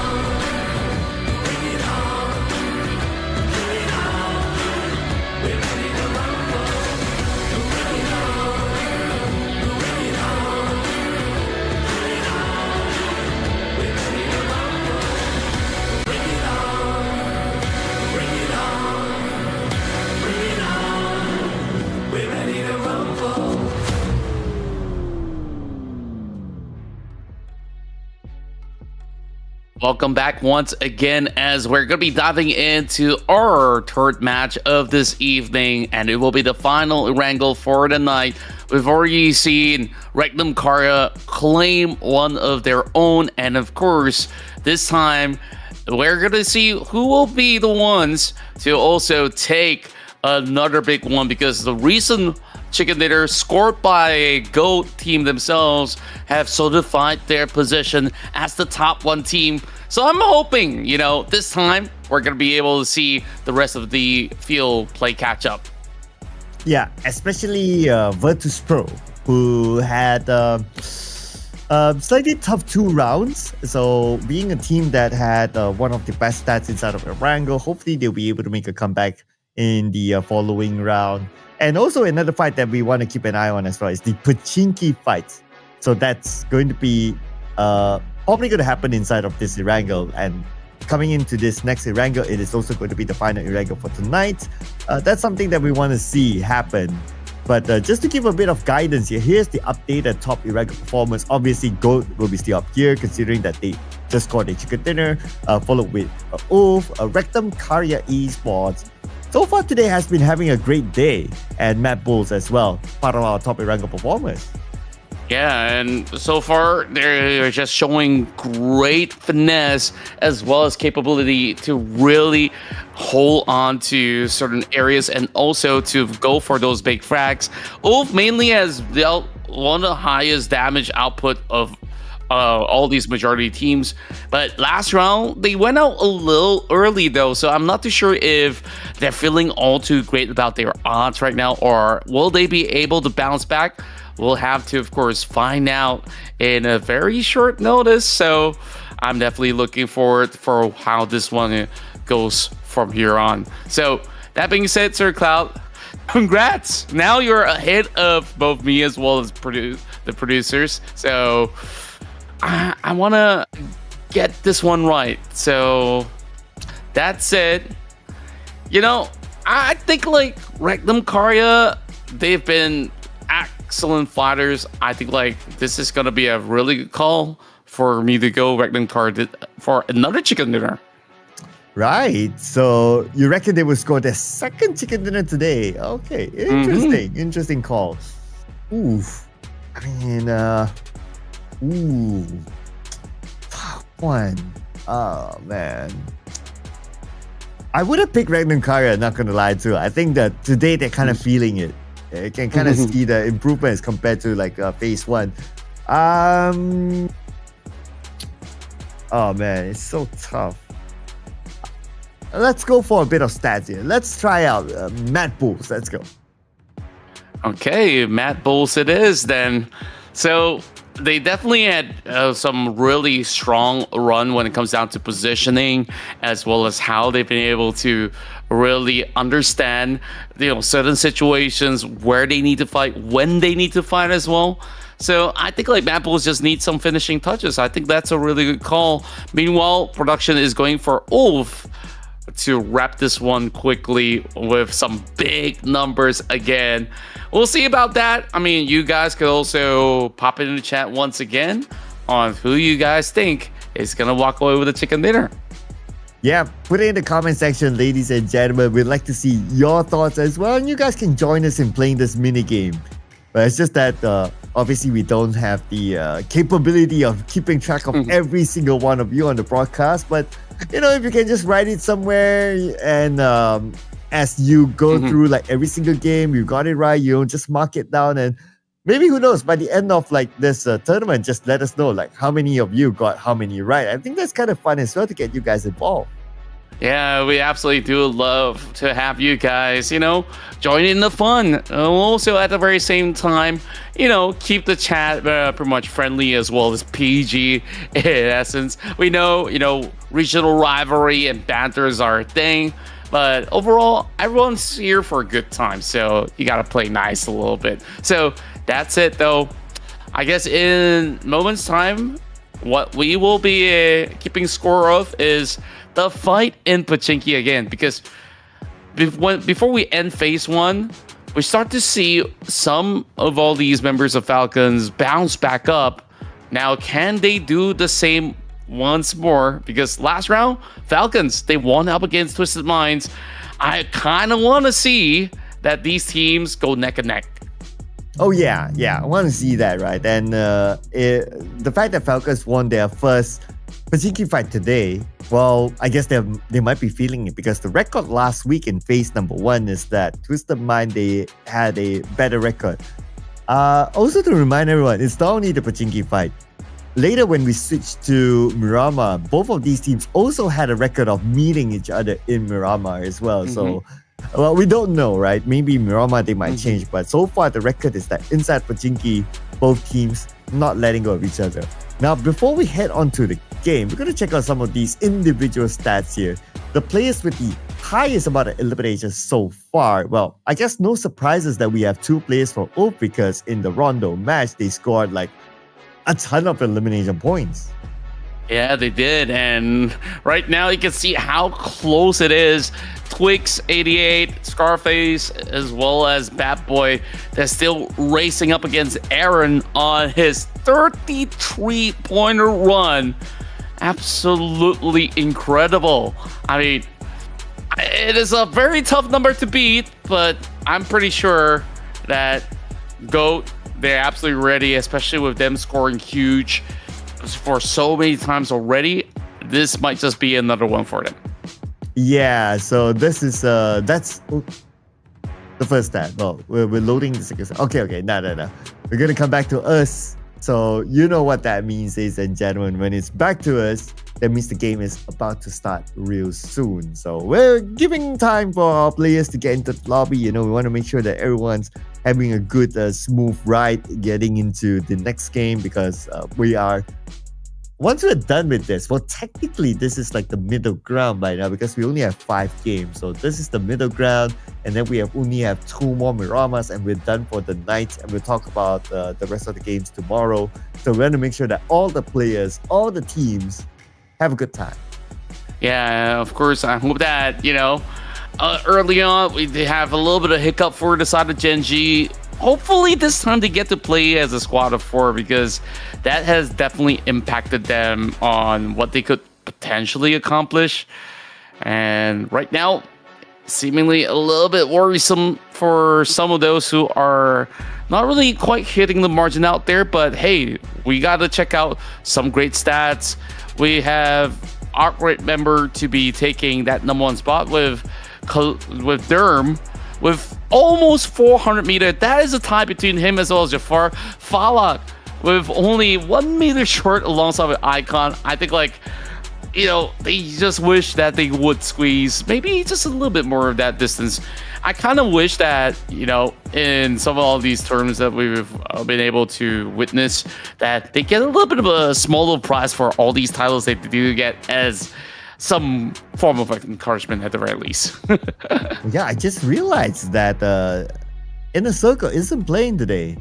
All right. Yeah, I was wondering because we had 17 teams, game 1, game 2. So I was kind of wondering, okay, which team are we missing? Okay, so that's Inner Circle. Most utilities used. Interesting enough, Snowix way ahead of everyone else. 113.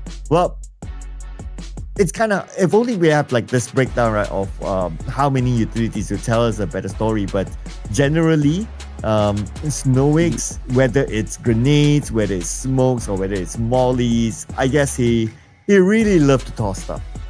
Yeah, and of course, you gotta make do with everything that you do have in the bag, and that just goes to show that BOARS, they do have a very, very potent player that is very active on, going all out, even on the form of trollables, and on the ratio of headshot, Bat Boy as well as Heart Boy from ARCred are the ones that have been able to really strike only for the head. I mean, they definitely are some of the sharpest shooters out there.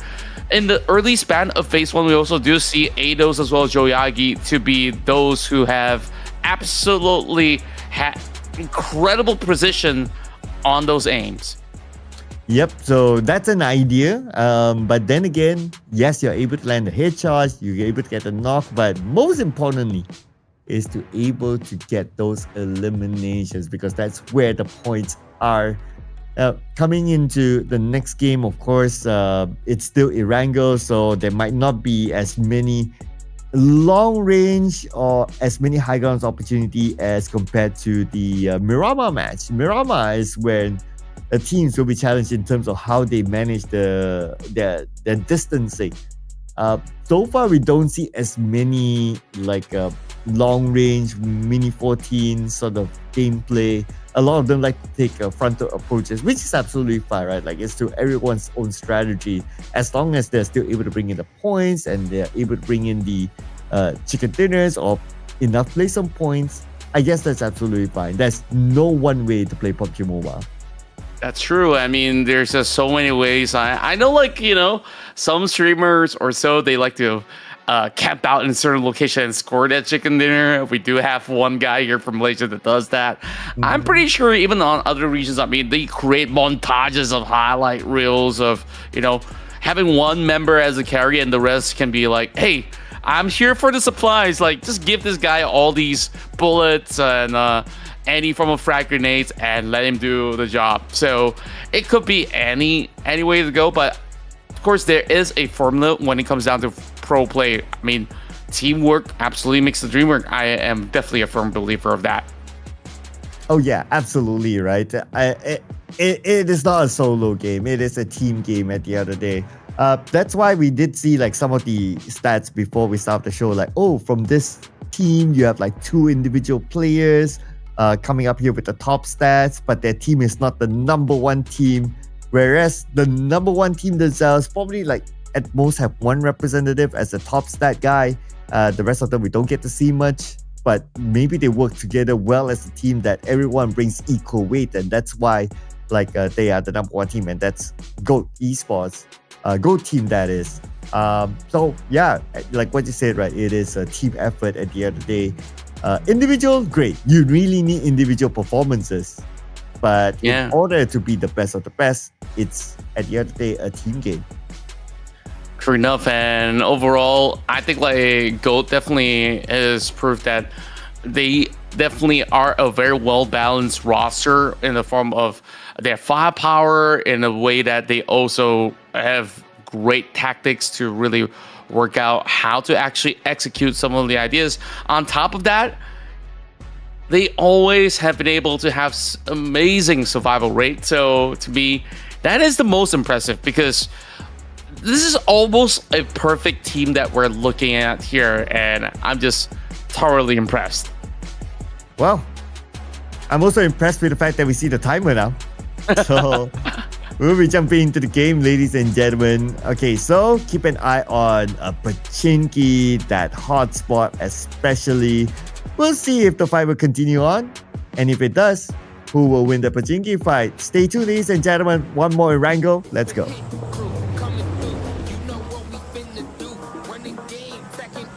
Here we go into the action, as we are going to be seeing this flight path cut across from the southern end of Sanaska. Now, big question remains is that usually we do see a little bit of skirmish going on between GS as well as another team. So is it going to happen yet again? Because the last time around, it was APG, but they're absent. No wonder it's a little quiet. I felt like our earlier ERANGEL was missing a little bit of juice, but I'm not too sure if there's gonna be a contender now up against GS. Yeah, throughout the entire phase 1, it was just GS and APG fighting it out for the military base. But because APG, like what you say, right, it's not playing, so GS will have the entire military base to themselves. And looking at, even though the fly path is right on top of military base, no other team is going to challenge GS for that spot, so they're going to have it all for themselves. GEKAY is going to get Novo for themselves. Virtus Pro right in between, but they're not going to challenge them. But now that we have a few drops already inside of Pachinki and even on screen, Twisted Mind confirm and Falcons as well. Here we go, round 2 today. And we're seeing a little bit of a 50-50. And straight into the action. It's once again Twisted Minds versus Falcons. This time a little bit more explosive as compared to what we saw previously. And Twisted Minds absolutely got themselves those nifty weapons for them to just close right through. A little bit of exchange through the windows, and it's still not hitting the mark just yet. Pretty much same location that they're dropping in, as they do have the M16 in the hands of Navallo, who did manage to pin 2 members out on the last round to get the lead for side of Falcons. And now they draw an exchange, and they open up with the first blood. Well, Falcons doing so far so good, bringing in the momentum from the previous round. Twisted Minds did respond back though. They got one. Redos goes up to the second floor. Somebody's just right beside him. He does have a shotgun. If he's able to aim well, one shot is all it takes, but his first shot did not connect. Boy, now we gotta see whether if they will continue on with the push now that they've lost 2 members already. And this time around, Hawk Brute, a new name that we have not really seen throughout the first phase, and this time we'll see whether if he will go through the trials and tribulation. And we're looking at the crossbow for Brute. I mean, are you serious now? Is he gonna be able to land it? I mean, it might just be a very cheeky one-shot trade. It might just actually do him a favor right now. Navallo now suppresses Brute right into the tough corridor. He's got to rely only on this M4 because the crossbow definitely does not cut it. Well, I mean, they're the pros, so let's see if they can pull off a insane show here. Anyway, he does have an M4. But interesting enough, even though Falcons, they know that they have the manpower, but they're not really pushing it. While all that oof is in a fight against ARCred somewhere else. Brute, who know he has this M4, but the amount of bullets is not that much. Brute tries to surf the other way around, and the rest of Falcons are now launching a full flush, and just like that, it's a clean sweep for the rest of Falcons, earning another victory in Pachinki. And now, moving over to the side of MADBULLS, it seems like there is a little bit of action here in the Water Town. In PC, we call it Boatyard, but you know, we back then when this place has no name, even up till now in PUBG Mobile, still nameless, we prefer calling it the Water Town for some reason. PAPARA Supermassive is the one that's going to be lurking around. But I wonder if the MADBULLS does know for a fact that, you know, they are slowly getting surrounded by PAPARA Supermassive. Well, speaking about surrounding, right? The surrounding circle kind of reminds me of the previous round. It's almost like the same circle, at least for Phase 1, that is. Well, very likely it will change later on, but as of now, it's the same kind of circle, so teams would kind of know like the checkpoints of the other teams based on the circle. I'm also looking at GS. The moment they pass by that left bridge, they land themselves in around the area of Gaka, and I believe they're in a fight, and it's against GEN.G. And GEN.G still looking for a little bit of a recovery. I do believe that GEN.G this time is only going to be fielding 3 players. And GS so far, I've been able to book a decent spot just by the zone. And most of these teams still not really showing further signs of commitment into the island, but this is as close as it gets, as it does guard the western coast of the bridge. GEN.G also looking for a maneuver while PAPARA Supermassive launches an attack, but quickly gets sniffed out by the rest of MADBULLS. For sure, to be able to haul 2 points already for MADBULLS. Oh, okay. So 2 already. By the cost of 1 player. I guess that's okay. You take whatever you can get. Speaking about MADBULLS, so it looks like the 2 players decided to not continue to stay here. But, oh, wait a second. They're actually going to push Papa. Oh, boy. This is going to be a tough one to really hold out. But Kamikaze, he makes it work. And now 1 more member going down, and this might just actually be turnaround of events where PAPARA Supermassive, they find this golden opportunity. Does he have crack grenades? No, he does not. But he still lands the shot. Kamikaze, it's insane. Ooh, Kamikaze, can he actually do this one? But here is Pusher 1v1 up against a loss. With the DBS though, very clutchable weapon going up against the SLK, but Kamikaze will finish up to Lika. Kamikaze might come in anytime soon. Pusher now, push to a corner, with him only buying a little bit more time. But now it's a 2v1 sort of situation. Scar L though, as long as he can keep this distance, then good, able to come up with a clutch. Now closing the distance, loss. Running right through, does not really find the mark on that DBS. The nades are now raining towards his direction, and MADBULLS, they're on a pinch, relying on this faithful member. That nade draws in very closely, chips his health bar, and there we go. This is gonna be a massive roll. Let's see MADBULLS win out the trade. A full ace coming in from Pusher to eliminate and wipe out PAPARA Supermassive. Wow, another clutch? That is insane. This time by Pusher. Oh man. And he scored all 4 elimination points for the team. Wow. That is insane. But now with him being the final player for MADBULLS, I guess, well, he'll be happy with that sort of highlight moment. And now it's all about holding on for placement points. Yeah, and at first you were saying, oh, they're going for a push. Well, they do have a pusher with them, so I guess hence why. Meanwhile, a downhill slide, and it doesn't seem like it's a good call because Rectum Karya, they're firmly planted up ahead. And take a look at this 50-50 split. And there is still a little bit of those of the island, and GEEKAY is already looking to leave the vicinity, but there's a potential fight by the corner of Milta as well. BOARS, they go on for a little bit of a scuffle, and they did manage to wipe one away, but they're already soaking in some damage from the zone, and in stage 2, it's starting to hurt them just a little bit more, going for a little bit of chase. Is he going to be able to find it up against the members of the ETSH? Have to consider how long they want to stay here, because the zone will close again in about 10 more seconds, and you don't want to be obviously too far away from the circle. As for Kara right now, one of the players managed to land himself into farm. Just right in front of him, the 2 players are... Oh, but they see him though. This nade, that's a very ambitious nade, I would say. This is going to be another attempt as well.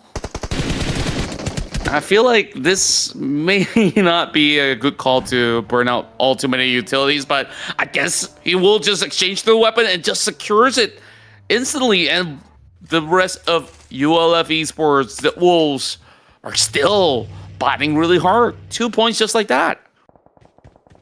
Yeah, just like that, right? 2. And they still have a full team, so potentially they could bring in more, obviously. But more importantly, that they are in the middle of the circle. So wherever the circle will shift next, they should still get the circle. I'll be a little bit more interested to see what's going to happen on the left side of Pubg. We have Nuclear Zone and R8 heading pretty much the same direction. And now with a little bit of update as well.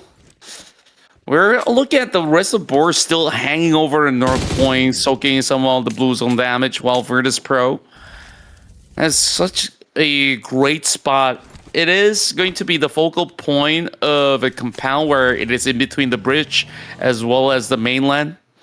So they're definitely not going to be letting go of that sector for a very long time, while we have a lot of fight happening around the farm area. And the teams, last we checked, Nuclear Zone and R8 on the left side of the circle, now bathing in the blue, with Fajita getting Marv. R8 right now, how many players do they have left? Okay, they have 2 active players left. We can see here on screen, they're just on the outside of ruins. They're about 1,000 meters away from the circle, and the circle will shift towards stage 3. Hopefully they have enough healing utilities to tank the zone. Yeah, they're just holding each other back. I mean, they're also moving into the same direction as well. Somehow it feels like they're moving further and further away, it feels, but perhaps this is the grand idea where if you manage to loop all the way towards the corner of prison and emerge on the top side of the hill, it might actually pay off for names like R8 or even Nuclear Zone. So, speaking of which, BOARS might actually beat them to it to arrive even sooner compared to the rest of these squads. Well, we're also seeing some hard shift of a rotation coming from the side of ULF because they're not really finding too much action here. And, you know, those they love to be in the fight. And yes, they do eventually spot out Pusher to take off the hero of MADBULLS off the list. Yep, Pusher being pushed in and eliminated just like that. Down to 13 teams here. A lot of teams are already in the circle last we checked. Obviously, those in the middle of it, well, will naturally still hold the circle. And they're not willing to share this spot with each other. ARCred putting off warning shots towards ULF, letting ULF know that, you know, whatever happens, circle shifts our way, you don't come by to the sniper tower. But ULF ain't happy with that message, as Kitch will respond back with a knock on the hardboy. ARCred, they're currently being pinched by all these multiple teams who are loitering around the farm side. But rightfully so. I mean, they are taking the main territory, and of course, these teams are absolutely ready to take over if they were to even give a tiny bit of a leeway. And it does not help that the team that is looking to really secure the spot is going to be ULF as well as GOAT to also be playing around the south side. So this is going to be a very, very tough fight for all of those involved.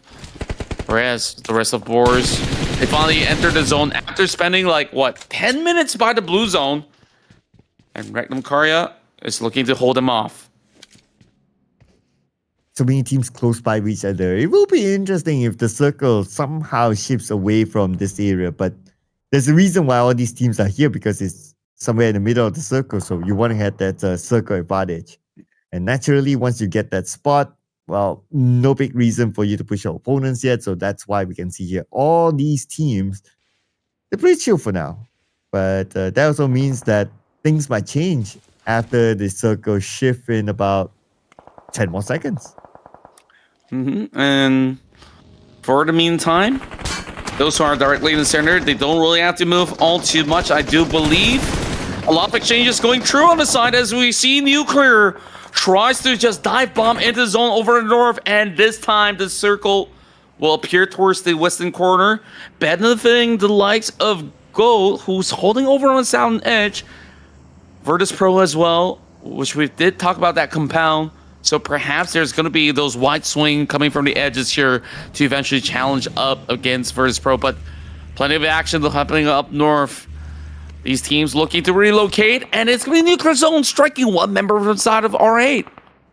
Oh, but R8 now, because of that, one last player, and R8 eliminated number 13. No elimination points at all for R8. So they remain as the team in this round that has the least amount of points. Oh, that's exactly 0. But anyway, on the elimination field, we have Nuclear Zone and ETSH this time. Okay, this is the fight up north for the outside of the circle. Nuclear Zone want to try to stop ETSH from getting into the circle. Shiva now just right in front of Fajita. Fajita spraying on the Shiva, but lucky enough for Shiva, he does have his vehicle still with him. So he'll be okay for now until Fajita found an opening. Yeah. And Nuclear Zone this time playing so much cleaner as they're sweeping by the edges. Or they're going for a little bit of a goose chase, and it seems like it won't last for all too long. Fajita stranded out in the middle of the open, and he will be absolutely dished out, and it just got run over by the rest of Nuclear Zone. So this time, no luck whatsoever for ETSH. Okay, so a lot of teams in the middle pack and also at the bottom pack have been eliminated, but the top teams, they're all still in the game. GOAT Team, ULF, Virtus Pro, these teams that are very close to each other when it comes to the points are all in still. So this round's ending to be very interesting. And a Virtus Pro from afar. We got Ragnarok from GEEKAY. Are they really going to push? Not really. I believe that all the teams that we can see here on the minimap, they're all pretty comfortable at where they are. Yeah, you will expect resets to also happen because everyone's just bunched up all together. So GEEKAY should be able to get that revive in the jiffy. While we take a look at FALCONS as well, who's just really stranded in the middle of the open, trying to hide from the crosshairs of Virtus Pro. Speaking of crosshairs, GEEKAY now goes to exchange, takes down, say my name. Down but not out. So Virtus Pro, can they go in for the revive? This is going to be a little bit of an awkward situation. Virtus Pro, this will hold them back ever so slightly for a moment, while we can hear gunshots towards their direction because the rest of GEEKAY are the ones pushing through. Oh, but one player of DS burned himself down. That's bad news, not at this kind of situation, especially when the teams are very close to each other. Furia gets Redox, and GEEKAY gets Say My Name. Multiple fights happening right now with Diana now down on his knees. Malloy is there together with him, but Kevin will move in as well. Another nade on the Furia, this time again by Nerzad. Virtus Pro looks like they're falling apart at the hands of GEEKAY. Yeah, they just got nowhere else to go. I mean, every step that they do take, even spot over onto other sectors, they just get bombarded. And just like that, they just got overwhelmed. I mean, GEEKAY with that push was just absolutely crazy. Meanwhile, we go over on the outskirts. GS also making their presence being felt as well, as they are playing inside the zone to clear up some space up against GEN.G. And now it is a rampage for Nuclear Zone. This is their best performance so far. 10 points already for NRZ. Wow, Nuclear Zone, where have they been all this? Wow. All of a sudden, 10 elimination points. And there's still a full team contra, so they could potentially get more. Just to add on, now that we are at 9 teams, one more team gets eliminated and Nuclear Zone starts to gain place some points too. There we go. Those nades looking sublime. And oh, the rest of these members of ARCred tries to defend this fortress as Ulv looks to shut them down. And ARCred, despite being here for one of the longest time, they walked out empty-handed. And now it will be them sitting still, and GEEKAY gets to really race up to the number 4 spot. Oh, looks like a Nuclear Zone. 2 players down though. Can they recover them? Jafar also the final player of GS. He only has 14 bandages, no first aid, so he will be depending on them to at least heal up to 80%. But oh, for Mr. MVP, Aaron, gun down. It's going to be a tough call for Nuclear Zone to really get those revives done. You can see that they really have to run through the distance, and easily that could be spotted out by any given player overlooking onto this area of the farm territory. Meanwhile, GS, they didn't really last for far too long as they got struck out by the wolves. A full sent right in with just about enough smokes to cover their tracks. The revives will go through. The BOARS now tosses nades after nades. One did actually connect towards the side of GEEKAY, but he's not looking to further commit. Alex, is he going to commit to this situation? Oh, but because of the smoke right now, they don't have a good clear view of who could be on the other side. But anyway, Ragnarok will take that opportunity to also pick up his fallen teammate, Nerzad. They have to keep Nerzad alive. I mean, we were to look at the stats this round, he's holding 5 eliminations for himself. So he's definitely on the roll. So GEEKAY, that's where they make it a priority to save him. Yeah, Nerzad definitely has been a veteran player that have always shown high-level performance. And today, he's absolutely showing what he's made of. Whereas on Nuclear Zone, I mean, this side of Nuclear Zone is something that we didn't really get to see all too much of back in Phase 1. And this is what we did actually discuss throughout 1 week. These teams can just change up their strats, and it might actually pay off. And this time, this big round, We want to see how long can Nuclear Zone hold out, because right now, the BOARS, once again, going on a challenge, knocking down one member from the side of Nuclear Zone. Yeah, that's probably going to be the biggest challenge for Nuclear Zone in this round. Surrounded by teams, no circle, don't have a full squad, anything can happen. Just like what GEEKAY is doing right now against Gold Team. But from the side, it looks like another player eliminated. Oh, that's wild. The final player of Wreck Them, Korea Esports out. And because of that, we're down to the top 5 teams. Top 5, but it is going to be a very tough call to know who exactly is going to secure that chicken dinner, though. GEEKAY definitely does have the odds in their favor, but Joyagi, oh, he just took a glimpse and is already down on his knees. Twix is so far off. Definitely is going to be tough to even consider for a save. And now GEEKAY gets a little bit more of a firm hold. The only 2 healthy teams to really challenge is going to be GEN.G as well as BOARS. And this has been an incredible run for GEN.G, so to speak, as well, because last round they have a little bit of a hiccup. And they also start off this round with only 3 players. And right now, 2 still remains. And the top 4, so obviously they're starting to collect more placement points as well. As for Gold Team, well, it's only Twix, and there's a big chance that Circle will move away from him. It's going to be super duper tough, especially with the fact that GEEKAY is waiting down south. The moment Twix steps out of the compound, that's it. GEEKAY will definitely take him out. I really do wonder if the next shift is going to favor the north or the south, because on the south side, that's where GEEKAY is going to look super dominant. Whereas if you swing it back towards the north, I wonder if GEN.G with the 2 men will be able to hold out. He's now being tossed out from the side of BOARS as they're looking to at least clear some space off.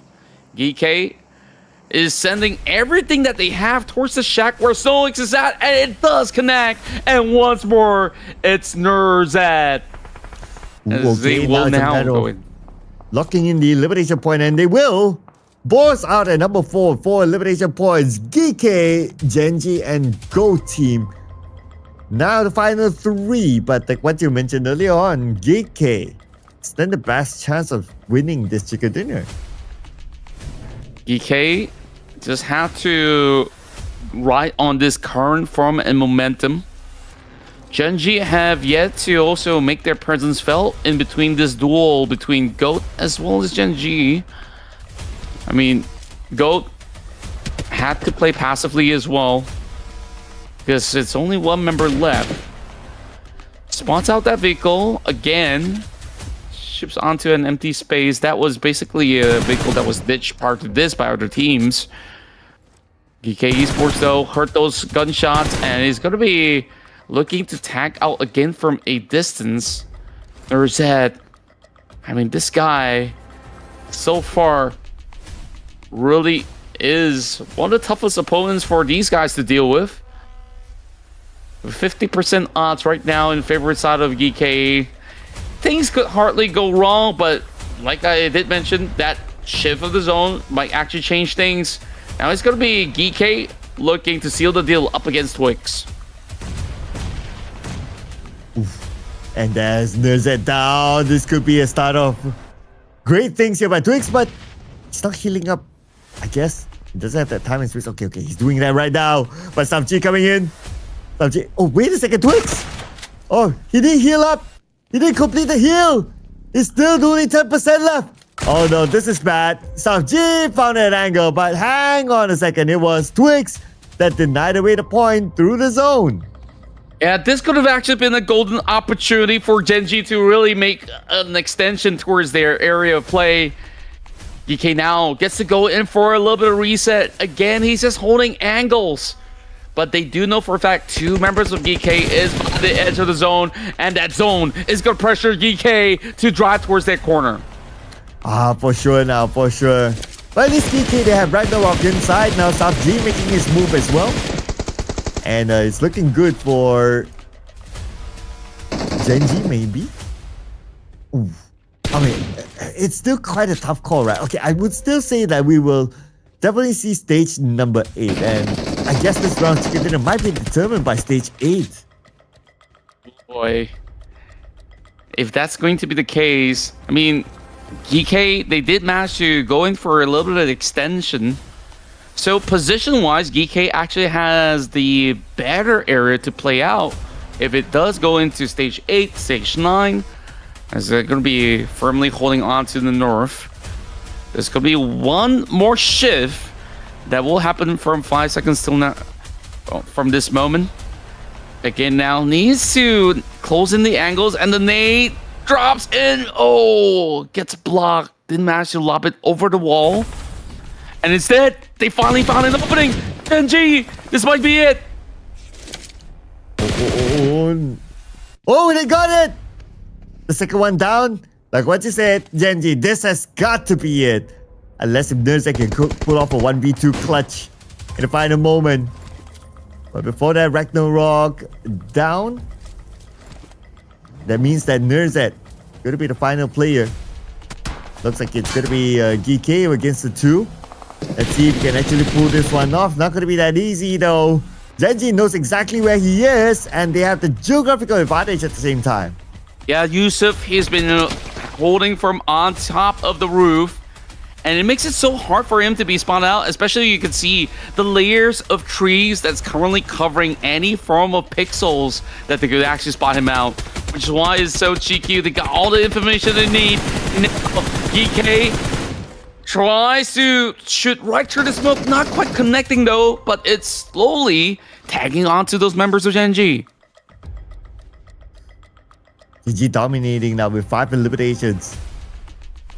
2v1 situation. And Nerze is not giving up that easy. He's not even thinking about like, okay, I need to deny away the point, send myself into the zone. No. He wants to fight like the warrior he is. It And definitely because, to be fair truly is. to Nerze, I mean, he's the last player of GEEKAY Esports, so that's why he's going to be the one to wait it out. Question is, how long will the wait be though? Because that zone is already closing right through. Here comes again.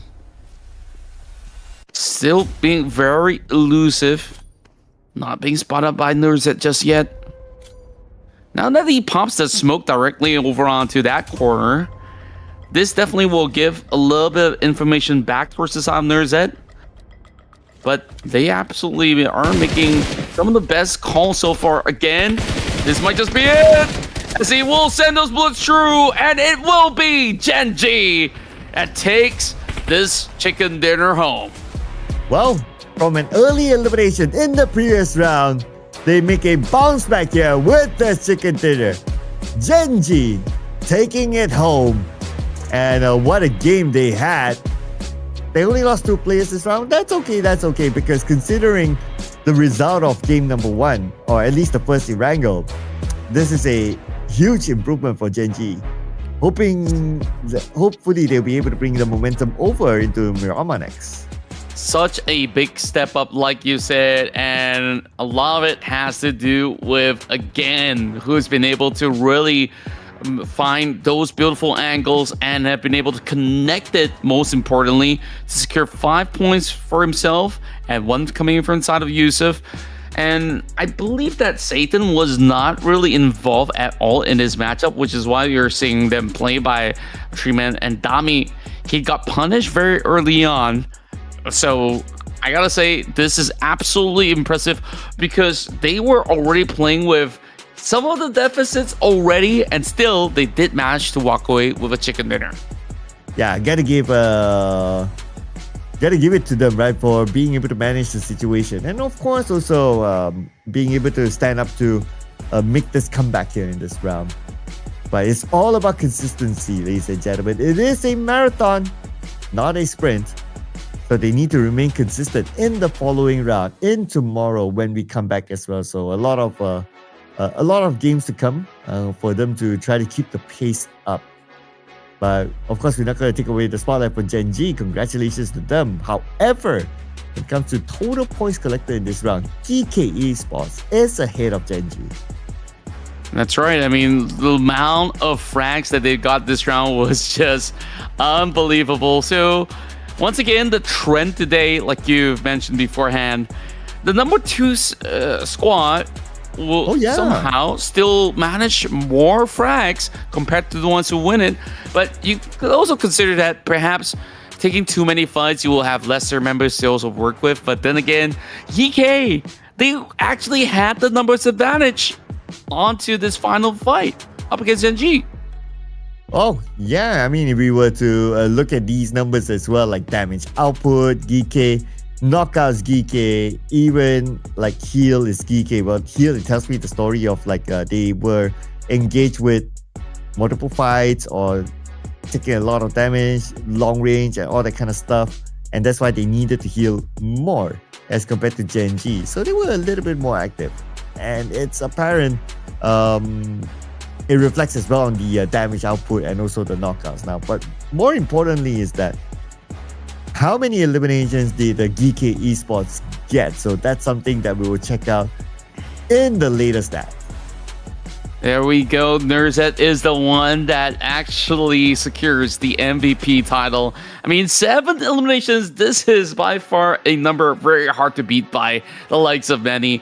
And this time around, not only does he secure 7 elimination points, you can see the kind of utils he used in order to secure them. 1,122 damage being dished out, and of course, didn't manage to survive till 29 minutes of play. I thought that we're really gonna see like stage 9 shrink until the very direct center, but thankfully we didn't need to, of course, wait for that. Again, comes in very closely with 5 points to also tie with Ubudi. Of course, credit where credit is due. This is by far one of the better performances that we've ever got to witness from Nuclear Zone. Oh yeah, that's absolutely right. Can't wait to see the total score for them. Okay, Nuclear Zone. Wow, 14 points collected. In fact, they scored 11 eliminations, so that's only 2 eliminations behind GEEKAY. So this is the best round so far, even if we compare to last week. Yeah, we do see a Nuclear Zone here and there, but we don't get to see them scoring this many points. So congratulations to Nuclear Zone. But for ARCred, R8 Esports, Kara Esports, and Twisted Minds, no points at all for them. I guess it's back to the drawing board. Definitely so. And speaking of boards, we're going to see some of the stats on our screen right now.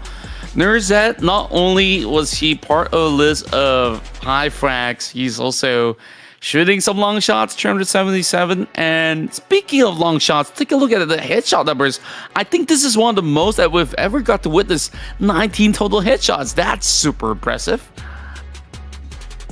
Oh, yeah, 19 this round. All right, okay. Significant improvement by the teams. Same goes for 3 airdrops as well. Earlier was only 1. But improve or not, the overall rankings will tell us the story. So GOATs still able to score 8 points. Not that much, but it is big enough for them to continue to have this gap with the number 2 team. Oof. GOAT right now, they are ahead by 25 points. So that's pretty healthy. Definitely is. And overall, we definitely see some movements coming from BOARS as well as GEEKAY, who did manage to secure that top 2 finish. And look at Regnum Carrier, they've been scaling up the list every other round. This time, as much as it's only 4 points, that pushes them up to 11. 7 more points, they might just be able to beat Kara to move into the top 10. Whereas GEN.G secures the chicken dinner onto this list as they now propel up into top 14. Well, as they say, it's never too late. And plus with the fact that we still have more games to go. After this, it's going to be Miramar. We're going to switch up the map. But as usual, before we head there, we're going to take a breather, ladies and gentlemen. So don't go anywhere. You don't want to miss out on Miramar after the break.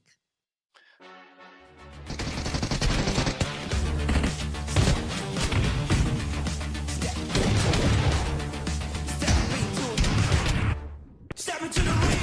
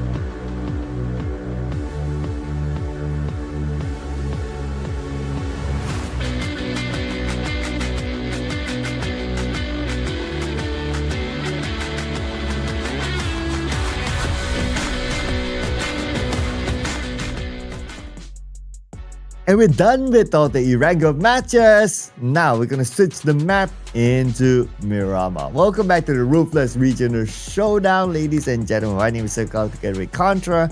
And so far today, no repeated chicken dinners and no repeated chicken dinners from the same region. Yeah, and I think like overall, this just shows how competitive this has been between the two sides. And now in Miramar, we definitely would see perhaps a little bit more of the change of pace on how these teams play. And the ones that have won out the most in Miramar has been Virtus Pro. And we also saw GS secure 2 back-to-back chicken dinners previously in this round as well. So I want to, of course, see if these teams will be able to handle the heat, as we're already getting so many of all these epic plays that I still remember on how some of these players are just really going on some close quarter exchanges. But when we saw those big headshot rates, you know that they're ready to take on Miramar. Well, are you ready with your prediction? Yeah, Virtus Pro, straight up. Okay, all right. I was kind of thinking of Virtus Pro as well, but all right. You can go for it again. We might actually score the double. Well, I don't copy people's homework, you know. Sure. We don't do that here. We don't do that. Let's go for OOF this time. That's ULF. Let's go. Okay, lock it right in. Oof, it is. What about production, though? I definitely am intrigued on what they're going to be picking this time. They still believe in the GOATs. That's a good sign, of course. So, going down to this, I really do think that, you know, all in all, whether if GOAT wins the chicken dinner or not, they will still be holding on to that #1 spot. That's why I'm kind of picking, like, you know, teams from second seed onwards to be able to steal it away from the hands of GOAT. And last round, you know, we might have actually counted out some of all these teams out there, but wow. Even the likes of Nuclear Zone has had pop-up performances. GEN.G playing with 3 members can still walk away with chicken dinner. Just goes to show that it is just quality, true and true. Well, I'm sure we'll see quality gameplay here. And one of the quality gameplays that we want to observe is the potential fight between Twisted Minds and Team Falcons. And so far today, Team Falcons, they've been winning their 2 early fights inside of Pachinki against a Twisted Minds. So looks like it could be a turnaround this week. But let's see inside of Miramar whether the result will be different or not. And of course, the battle commences. This time around, it is coming in from the northern territories of military base. A rather interesting approach, as it will have a little bit of skewer towards the far end of the eastern corner map. As when I say skewered, it seems still pretty balanced from the looks of things. It even gives access into Patona, which I think, like, out of the many games I've casted of Miramar, there's only like once I've ever seen it ending up by Los Higos or even the areas of Patona. Yeah, it's a rare final circle, right? Well, Patona is definitely one of them. The island on the right side of Impala, that's also one of those very rare moments, but we have seen that one before. So if we do get the kind of circle again, I'm not complaining. I think that kind of circle is obviously very interesting to watch because you don't get to see it all the time. But what we might get to see here is early fights. Let's see here. Around the area of truck stop, we have 2 teams there.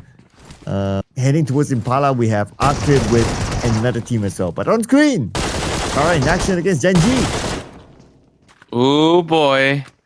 Here we go again. Another round, this time between Kara. They did manage to instantly curse out the member of GEN.G, and seemingly enough, they are absolutely outnumbered. The game that will eventually have Yusuf getting involved in Hacienda. And again, he was one of the MVPs of the round. And down with a Vector, 33 bullets. He tries to swing by, but there is backup surrounding the scene. Again, does get the knock though as he swings out. Oh, again from the other end. Swings out his weapon and Gen.G stood tall. They lost time in the process, but still able to get a good win here. 4 elimination points in the pocket of Gen.G Esports. At least they continue on their momentum from the chicken dinner round. Yeah, that was quite a beautiful angle that he managed to find through the corridors. Just like that, it all stacks up. Now, take a look at this. There is going to be some coverage in the water, and take a look at where Gold is. They're in Los Egos. Meanwhile, firmly planted for Falcons. They didn't manage to get that access into El Pozo, but I'm liking the changes that they're bringing to the table. ETSH is going to be sharing with them the corners of Los Leones, so it's going to be a long, drawn-out fight. Yeah, but here in Truck Stop, it cannot be a long, drawn-out fight. Oh, lost. Jafar found an angle against Lost Witch. Oh, Jafar's on top of that hill. And Lost totally didn't expect that to happen. And now with the man advantage, well, PAPARA could move in. It is a good time. Should be the case in point as well. I mean, the timing, as much as we mentioned, that is good. There's a little bit of standstill. Some shots being fired back towards the side of PAPARA Supermassive. They did manage to land a knock from that distance with a Vector. Okay, that is crazy. Absolutely crazy. Well, Supermassive, they answer back. Well, Supermassive, as much as they want to answer back, but with Nyko down, and they only have one active player left, that is Kamikaze on top of the hill. But it's very hard for him to answer back to any of his opponents. The best, obviously, is to try to hold on for placement points, but he is still not really leaving this area, though. Definitely want to sell the scores real quick. GS now has a very nice spread going on. As much as I say that, there is one member beside of Supermassive unhappy that he's going to be looking for securing that coupe out in the middle of open. As he slowly gets tagged up. Kamikaze with a high ground advantage. One member beside of PAPARA Supermassive is currently just by the edges. So we'll have to see if this one can be work to his favor. And going over on the side of GS. Kamikaze's hiding by the bush. Such a cheeky play. He spots Ragnar out there in the open. Is he going to take the shot is the question. Okay. Ah, there you go. Yep, like what you said. Taking the shot, definitely a must for Kamikaze. That's going to be point number 2 for him. But he also awakened the other opponents, especially from GS. So GS might go for the witch hunt. You know that? There's that now just sprays through trying to blow that vehicle on the opposite end. Not quite really finding the mark that. Back towards the side of PAPARA Supermassive as well. It's just going to be such a tactical play coming from a majority of these players as GEEKAY will now take reins on top of this hill. But even so, if they do play from the high ground, there is going to be GEEKAY on the opposite end. GS, they licked their wounds already after losing one. But are they going to look for a recommit? The teams are really taking their time this round. But if you're Kamikaze, I can totally understand that. I mean, yeah, last player. Yeah, so it's going to play away from all these unnecessary fights. But here is Nerzad on screen. But because he is on a monster truck, so it's a little bit more durable. Gives him extra protection as well. So not enough shots to take him down. Not quite just yet. And usually in stage 1, no team really want to fully commit because who wants to be dead last, right? Anywhere from below the top 8, they don't get those placements. Meanwhile, this goose chase continues on. Samir onto something. but he might have actually missed his opportunity up against Vin, as Vin immediately looks to trade back. And here comes the spray by Kevin. At the same time, he has to be careful the fact that he is in the zone. Stage 1 still, though. Very tankable. But D3S, they respond back. GEEKAY Esports. And also their opponents are all stuck on the outside of the zone. They're about 1,800 meters away from the circle, so it's quite far. But D3S all alone here, and here comes the cavalry. GEEKAY, and just rushing in on him. Nurza is going to lead the charge, but he's still going to respect his opponent, playing this rally carefully.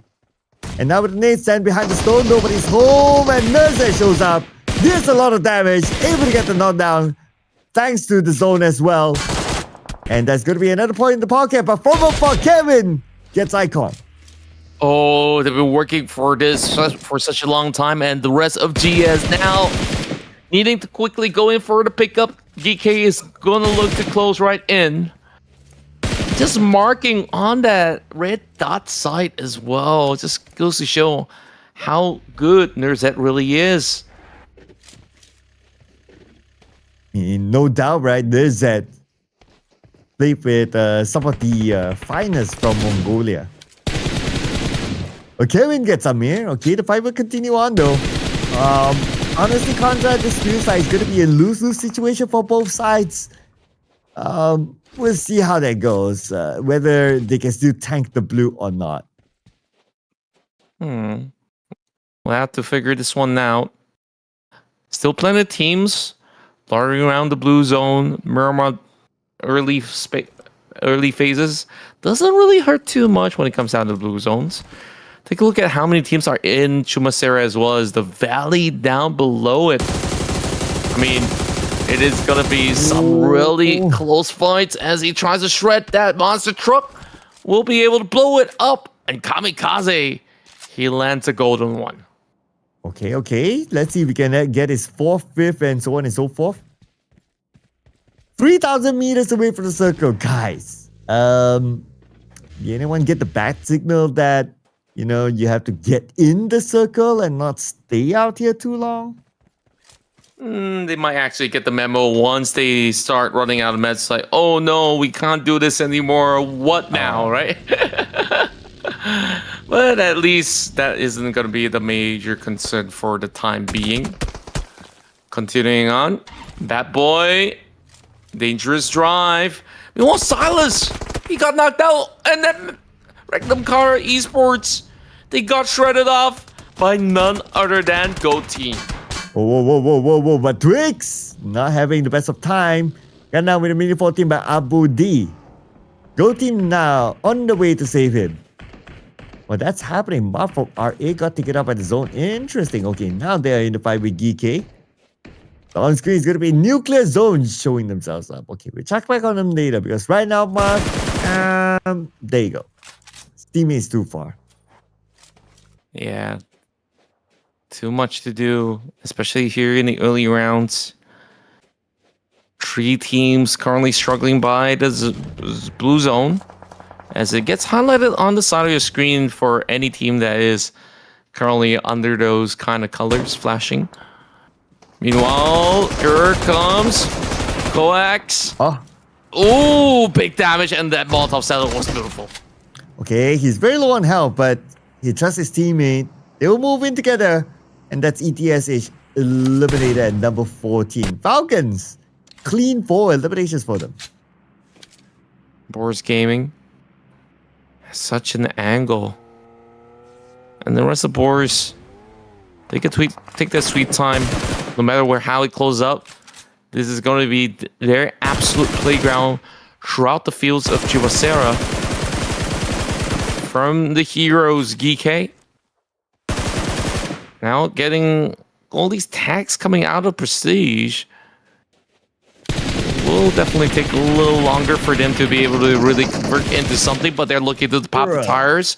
And oh boy, that zone goes deeper and deeper, dissecting the city of Chumacera.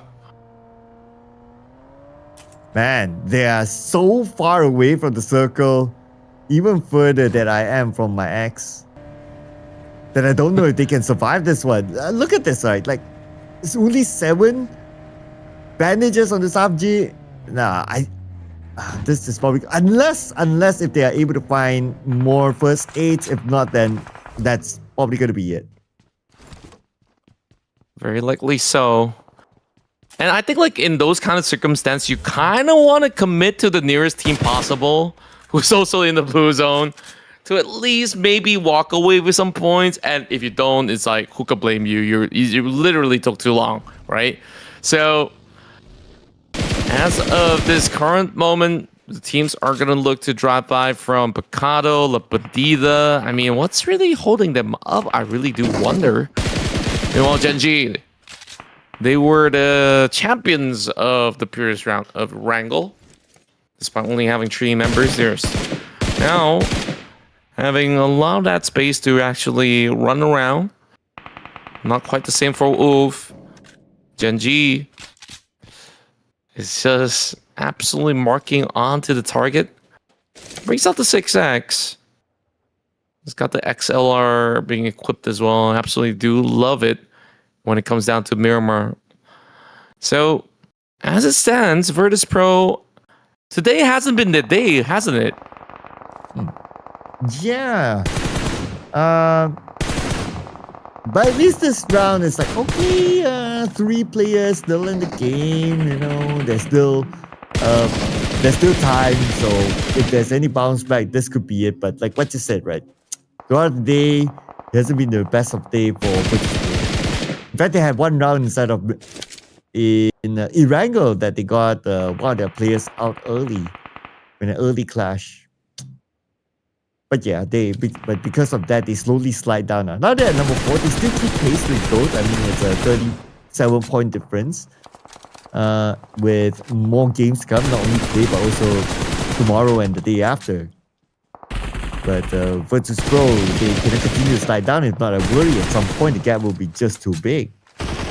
Yeah, that's my concern as well. But gotta also remember that Virtus Pro did actually have certain slow runs, and then they come out with those crazy numbers, just like how some of these members of Esports have been able to accomplish.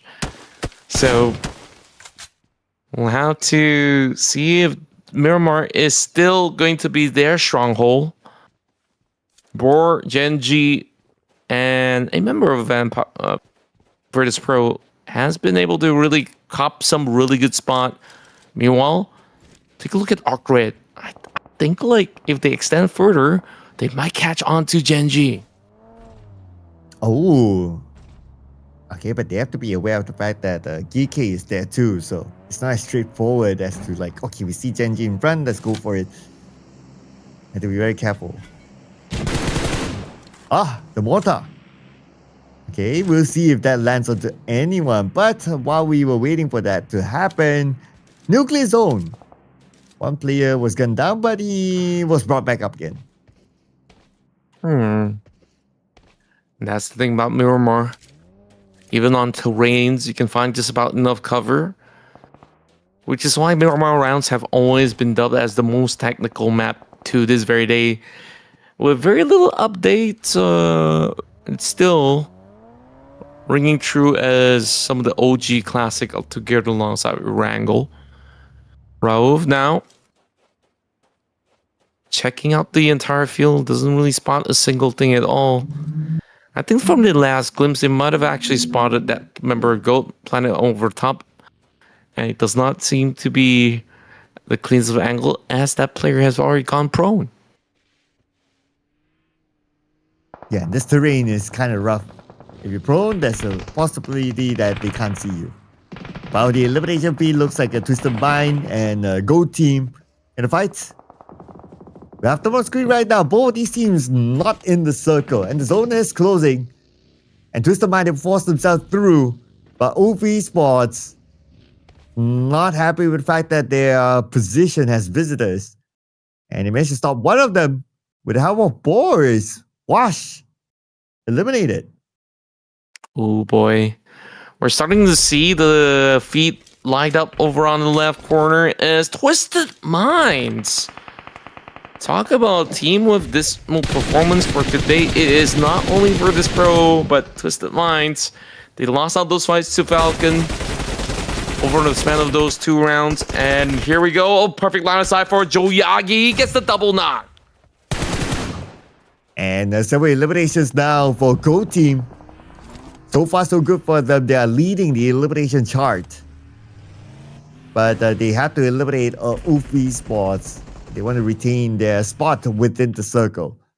Pretty much this fight right now is inevitable with the fact that the zone is closing. It'll force them to push through. Solus right now, all alone. Kraken gets Solus. And now Oof, one more other player. And he's on the... Okay, that's Scarface. Oh, Aaron is still in the game as well. So Aaron, MVP performance with a snake. Knocking down Vic in the blue. Aaron locks in the point. I just absolutely love how Aaron plays. I mean, he's always just aiming for the hit, even on a moving vehicle. And now, speaking of looking for a target, Joyagi from the bottom side of the hill has been able to draw an exchange. There's still more work to be done by Joyagi, and yes, he does get the second knock. Is it the third? There's only 1 HP left. Oh boy, Snowix hanging on by a thread right now, and Kraken looks to go in for that jump shot with the DVS. And the BOARS now in such a hot mess. And eventually they did manage to at least bring 1 player down. Kraken was the one being punished. And there goes Gold Team as well. They end their campaign here with 9 elimination points. No placement points. But, well, I guess they have created a healthy gap. So they don't need to worry too much about the number 1 spot being taken away by another team. Now on screen is Team Falcons. We have Oof there. A lot of teams down south, but I guess everyone's just deciding on whether they want to crash in or they want to rotate away and just get across the road into the circle. And that's what exactly Falcons is doing now. Yeah. You're going to see very tough decisions to be made by the Westerners as well. The ones on the east as well as central ground.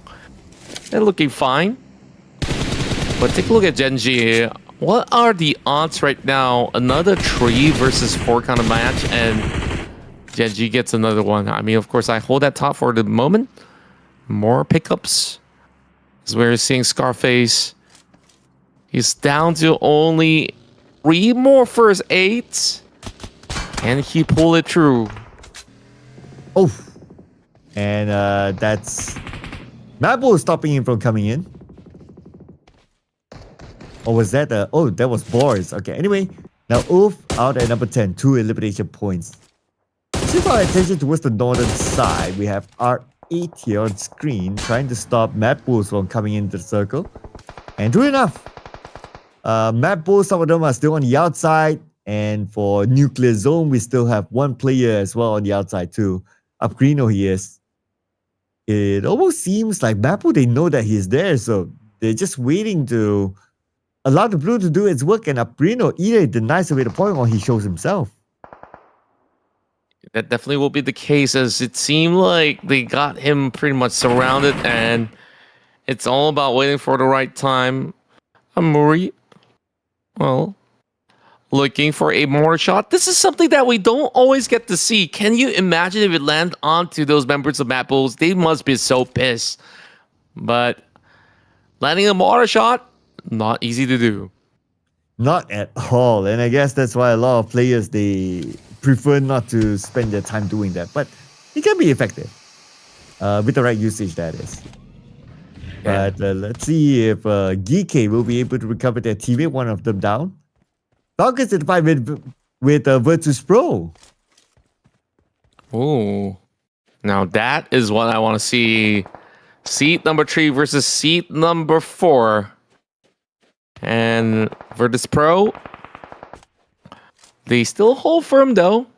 Take a look at Falcons also sweeping by the edges, and now it's drawing closer and closer into the center. And the rest of Virtus Pro, they got not much option. They just have to crash right over onto where they need to hit up north. So that's it though.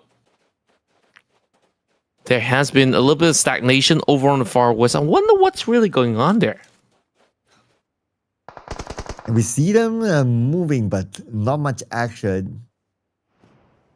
You know, ARCred one players on the outside, so that's well, I wouldn't be surprised if that player can follow up soon. But now we're having ARCred. We're gonna try to push the players of GEEKAY inside the shack. And the snake into the shack. Gets Kevin. Safji out. 2 nades. And it's all it takes to finish off GEEKAY Esports. Down to 7 teams. That was just so clean, and now it seems like there's a rupture over on the north as well as the south as teams are just trying to claim those spaces. ARCred, they got a lot of work to do. Can they just keep the rest of the Falcons at bay? And meanwhile, while they're at it, R8 swings by. And ARCred, they take this as a good opportunity. GEN.G is shooting him back. Now he's being a little bit more respectful, so perhaps GEN.G can definitely be using a lot of good tanking. Meanwhile, the rest of Virtus Pro so far found themselves a hill just by the spine of it, going up against the rest of Falcons. Furia gets 1. And that's going to be Naval. Unfortunately out. But here comes Say My Name spraying from the other side, trying to get the players of Falcons. ARCred as well in the fight. Oh, okay. This is where it will erupt. We have 7 teams here, 19 players remaining, and they're very close to each other. Look at this. Virtus Pro onto Falcons. They got Red Ox down. And Malloy is looking for that angle against Coax. Coax now still with his teammate. The pickup is happening right now. A very huge tension now being brewed up. And it is not going to be easy at all. You can see that they've already got themselves absolutely exposed from the back. Virtus Pro, meanwhile, only has 2 members as there's one more being knocked down. And the next one to fall out is going to be Team Falcons. We now have our 5 teams on the list. Top 5 with MADBULLS.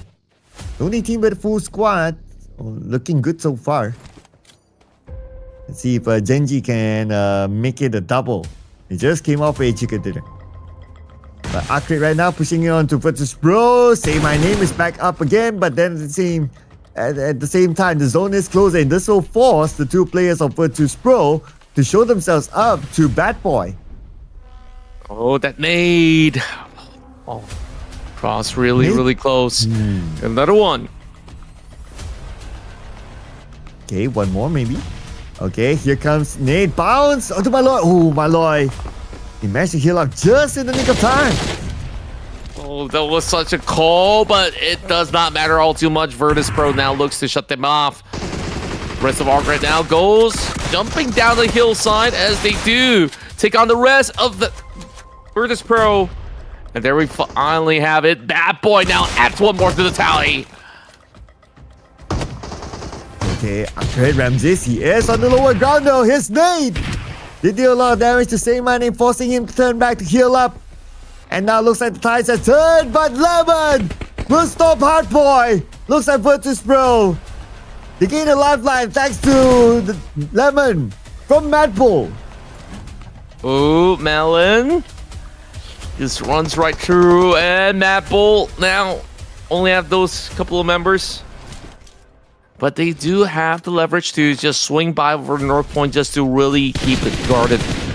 Well, Say My Name now on the assault. Does he find it? I'm not quite too sure just yet as we move into another fight where we're seeing MADBULLS striking out names out of ARCred. And now we have MADBULLS, Virtus Pro, and GEN.G. And MADBULLS, they've been staying rather away from a lot of the fights at the south. Now it's time for them to come in.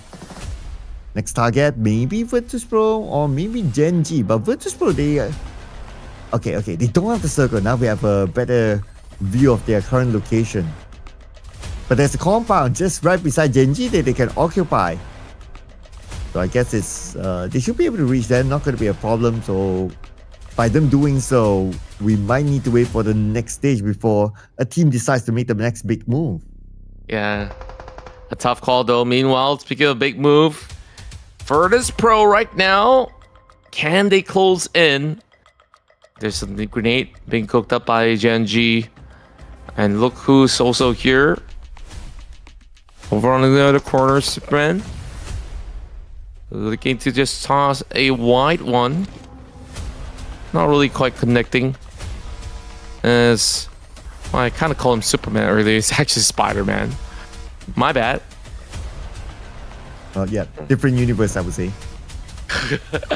But Right. Pusher, not sure how he got taken up by the zone. I don't see any other player actually putting pressure onto him, but somehow he gave himself up, or we're not too sure about that. But anyway, what we're sure is that Malloy gets taken out as well. His teammates are kind of far away from him, and he's being held hostage. While MADBULLS seem to have the best control of the circle at this moment. Yeah, they do. I mean, this actually swings back towards their end. Satan is actually playing this round. So great to actually have him back. The rest of Virtus Pro travels on foot. Don't want to make all too much noise, however. The rest of GEN.G should know that the push is imminent. MADBULLS stacked up all together. And the rest of GEN.G looks for this grenade. Doesn't land perfect. Oh! What a shot coming from Satan. Oh, and Satan will finish off Furia. It's going to be elimination number 8 for GEN.G.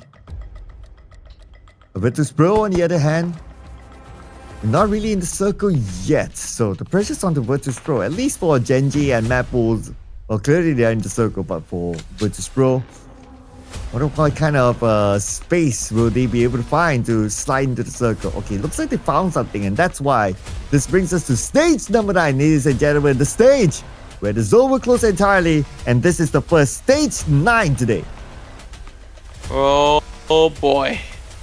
It's about to get real rowdy, but once again, MADBULLS, take a look at that split formation that they're holding so confidently.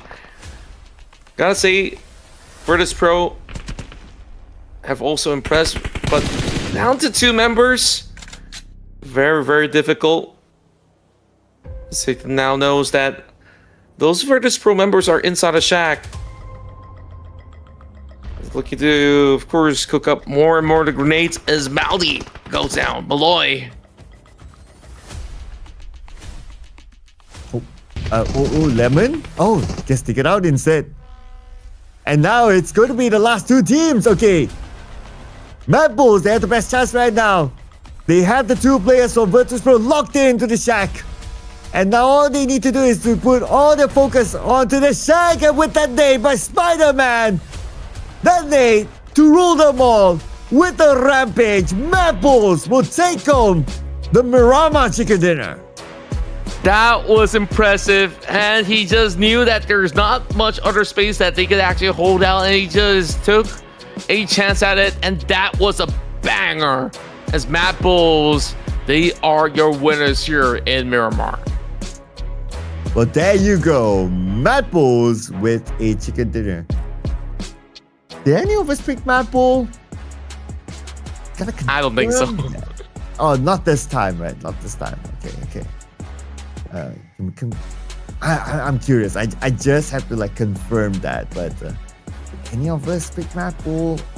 No, not this time. Okay. So no record predictions, but that's okay. We still have one more game today. But anyway, congratulations to MADBULL. Now with this chicken dinner. How close will they be to the top, I wonder? I also do want to take a look at the overall standings after such an incredible Miramar round. Though I thought that it's just going to shrink all the way through. Thankfully, you don't have to wait for too long. Lemon, Spider-Man, Pusher, as well as Tulika so far definitely is looking to, of course, amp things up for the upcoming match. Now that they secured themselves a chicken dinner. We shall see, though. All these big numbers of stats once again for the members of MADBULLS. And now, going into the upcoming matchups as well, we're going to see MADBULLS right now just not really needing too much of the offensive utility. It is those kind of cover smokes that kind of kept them alive for the most part. Can't really say the same about ARCred. They got taken out without that many points. So that's it.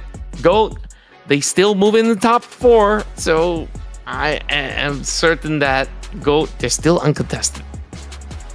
Yep. And head to head, well, some of these stats do tell us that Virtus Pro, they see a little bit more action, especially with the damage output, with the knockouts, and also the amount of heals. I mean, we did see them a little bit more on screen as compared to MADBULL. And MADBULL, it's more towards like the end stage where we see them in action early on. But still, they scored a chicken dinner, and that's what matters at the end of the day. That's where I can't wait to see like how many points exactly did they get and how close are they from the top. But before we head on to that, we're going to award the MVP of the match, Lemon from MADBULL this time, with 5 eliminations and 563 damage. So I would say that based on the damage and elimination ratio, it's pretty efficient, I would say. So it's almost whoever he shoots, whoever he gets, whoever he scores. Yeah, very cleanly done. And of course, with a little bit of help of his teammates as well to ease the process. So well-deserved MVP coming from inside Lemon. While the rest of the field, they got 3 eliminations each. And the margins are also pretty close. Kraken as well as GEN.G. Again, was just, a couple of drop of points away.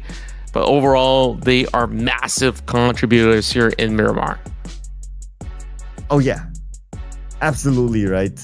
These players here, Lemon, Satan, Kraken, and again, brought in those elimination points. Now, looking at the absolute points, MADBULL 20, GEN.G 13, ARCred 10. Okay, that's cool. But what interests me is that Gold Team is up here without placement points, but they scored 9 elimination points. So that's pretty cool. They'll still be able to be up there at the top 4.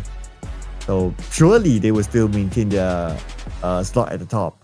On the other side though, Twisted Minds and Red Kaya Esports, no points this round.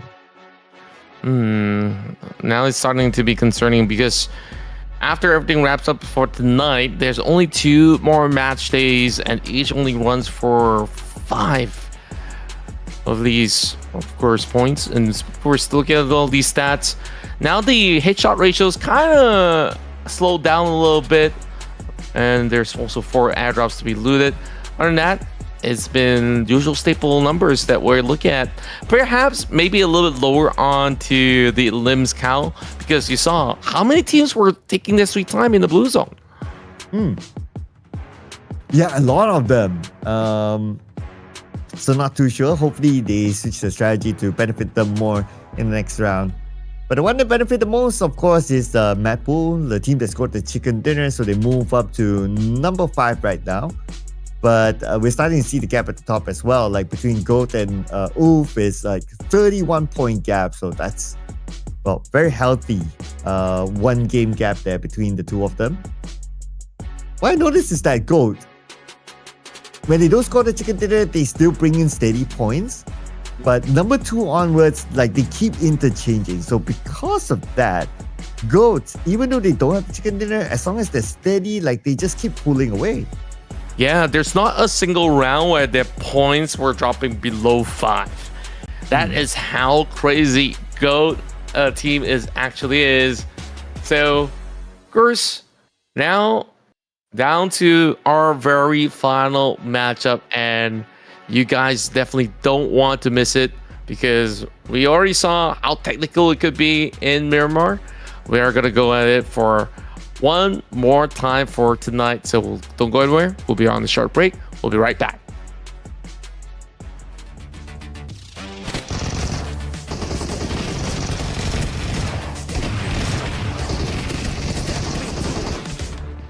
Step into the ring. Come on, come on, come on.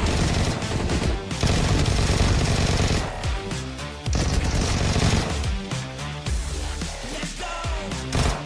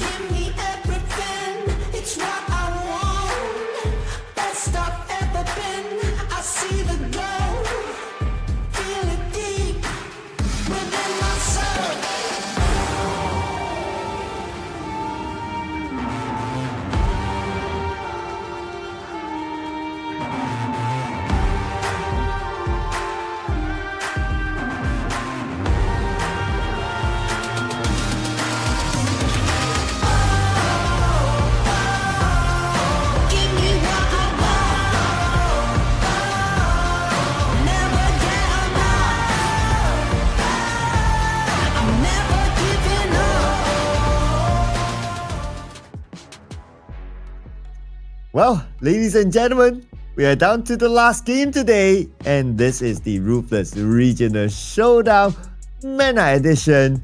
My name is Circlat, together with Contra. We're still here with you, and the last game will be played in none other than Miramar. That's right. One more chicken dinner to go. And so far, we've been seeing separate winners, just like how we did back in phase one, where, you know, there was only that one day where we see repeated winners overall. So this is absolutely exciting time. So I want to see how quickly can we go for this Miramar duel. Once again, these are our top performers. IC is not going to be involved for the rounds. So realistically, you know, it kind of changes things a little bit, right? I wonder who's number 5 if that's going to be the case. Yeah, I wonder who's that. I mean, obviously it's hard to tell and we don't have the answer offhand, but that could change later. But now we have to do our prediction, Contra. I am probably going to go for stats this time. Let's bring on ARCred. Let's go. Okay, you're going for ARCred. I'm going to go for GS. You know, like, overall, today, ARCred hasn't fully convinced me. I think, like, they definitely have shown that, hey, we can make it the top 4. We can get some rounds, a lot of frags. But today, more often than not, they're not really getting those big frag volumes, which is concerning. GS, however, they tried a lot, but they couldn't really get their hands on it. GEN.G, they have been on a snowball effect ever since that chicken dinner run. So I think that production might be able to score this time. Yeah, I mean, they're going for momentum. Interesting. Okay, but if they score this one chicken dinner, then it's basically 2 chicken dinners today. So far today, we have not got a repeat, obviously, for teams. We also have not got a repeat of the same flag up here. So that's what's interesting, right? It just shows, again, the level of diversity. The playing field is pretty equal. Like, it just tells me that anybody can score the chicken dinner. And that's fun about this lobby. Yeah, and yeah, that's the absolute beauty of it, where we've seen even those who are on the second page to be able to really contest for some of all these really coveted spot in the top 4. And we can really consider that with 18 teams, it's just so hard to do to even make it into the top 10, yet alone, you know, make it in the top 4. It must have been, you know, a lot of calls to be made that has been absolutely accurate. And want to see precision in that point of view, and also precision in their shots as well, where, you know, that last round, it really felt like everyone took things a little bit too slowly, and then it was like some major fights that happened in between, which we can't really blame anyone for that, because it's just so difficult. Or maybe it's because, like what you say, right? We only have like a handful of games more. During this game, we have 11 more games, right? Because we have another 2 more days, and maybe that's where they start to count. Like, every round matters, and they probably have the set target to themselves that, okay, every round we must have X amount of points in order for them to achieve the placement that they want, or maybe even the number 1 spot. So that's why they're like, okay, this round onwards, we have to play this really carefully. We have to play this tactically, seriously, in order for them to gain as many points as possible, for them to try to overthrow Go Team, especially because right now, Go Team, with a 30+ point gap, is starting to run away with it again. Yeah, that's the thing. Like, Go Team, they have created such a lead that it is going to be so challenging for teams to even consider, okay, do we really want to hot drop these guys? Do we really want to fully, you know, take them on? And many times they've proven that, yeah, you can come contest us. We're still going to show you that it is gonna feel like it's near impossible. So now, one final map remaining. I hope that, you know, all these players, they're ready for it, and we're excited. So I just want to see a really good game as we will be diving into our final one. Now, you guys out there, I know it's gonna be a little late already for us. It's 2 in the morning, by the way. So, of course, we gotta keep the energy up as we will be now moving into the final matchup of the night. Yes, and Miramar it is. By the time we end as well, typically we end around 3 a.m. our time. So that's yep, that's us also keeping up with the pace as much as these teams will need to keep up with the pace as well. Because one more game to go for tonight. And here we go. Miramar. Again, gonna check out if there's any early fight between Twisted Minds and Team Falcons. Okay, this time we're changing the course of the flight path. It is going to move from the corners of Puerto Paraíso into the far end of Trailer Park-ish. So, direct drop into El Pozo. Is it going to be that big fight in El Pozo? I do wonder. Now, that's got me excited for a little bit. It's funny that, you know, both of us throughout the day have not voted for either Team Falcons or Twisted Minds because we're also trying to score some points for ourselves, and it's hard to really lay a finger on who really wins out those duels when they both lock horns. I know, right? Not to say that they don't have that potential. It's just that sometimes, well, we don't know, like, who's going to win that early fight. That has to come out first. Then only we talk about, like, okay, who will score the chicken dinner. So I'll probably, and if you think about it, right, last week it was like Twisted Minds for the most part that wins it. Today, at least, it looks like Falcons is having the upper hand. So maybe we need a little bit more time till that settles down before we're able to come up with a prediction there. But we're going to look at BOARS first this time against PAPARA Supermassive. And PAPARA Supermassive so far has had the best of debut, but now they fight back against BOARS. BOARS soaking a little bit too much right there. PAPARA Supermassive this time being very, very feisty. I believe there is a nade being picked up as well this early on. Meanwhile, just a big white swing going with a micro Uzi. Secures it for a side of XO17. And they're really starting things hot. So PAPARA Supermassive runs through. Oh, the timing was just way too rough. And another one bites the dust. Well, that's an early elimination. But this fight is still ongoing here. With the Snowwicks having this rooftop advantage, but you can't find an angle still. He hears the footsteps. It's getting closer and closer. He does have shotgun. Very clutchable weapon. All he needs to do is just to land that one beautiful shot and he'll be able to get his target. But while that's happening, we switch over to Rectum Carrier Esports instead of Picado with the GS. And GS right now, 2 players left. Amir comes in with the shotgun to the second floor. Rectum Carrier Esports, next team out. Oh, I absolutely forgot that my pick has been really risky because they always battle inside the Picado. But thankfully, they are actually winning some trades though. The rest of BOARS still going on the chase, but now they are also battered and bruised. PAPARA Supermassive not backing down from a fight. He's looking for the angles up against Cause.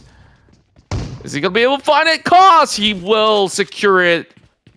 There we go. PAPARA Supermassive only walks away with 1 point. And now it's Falcons. Oh, Ralph. Oh, that's a lot of damage. Doesn't help that the fact that he does not have any first aids. And we have Koa here. He has the information, but then again, not going to take advantage of that. Wash is the final player for Twisted Minds. It looks like, again, Team Falcons having the upper hand against Twisted Minds. They have all 4 players right now.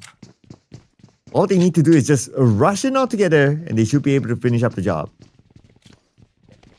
We got to see if they could just do it cleanly.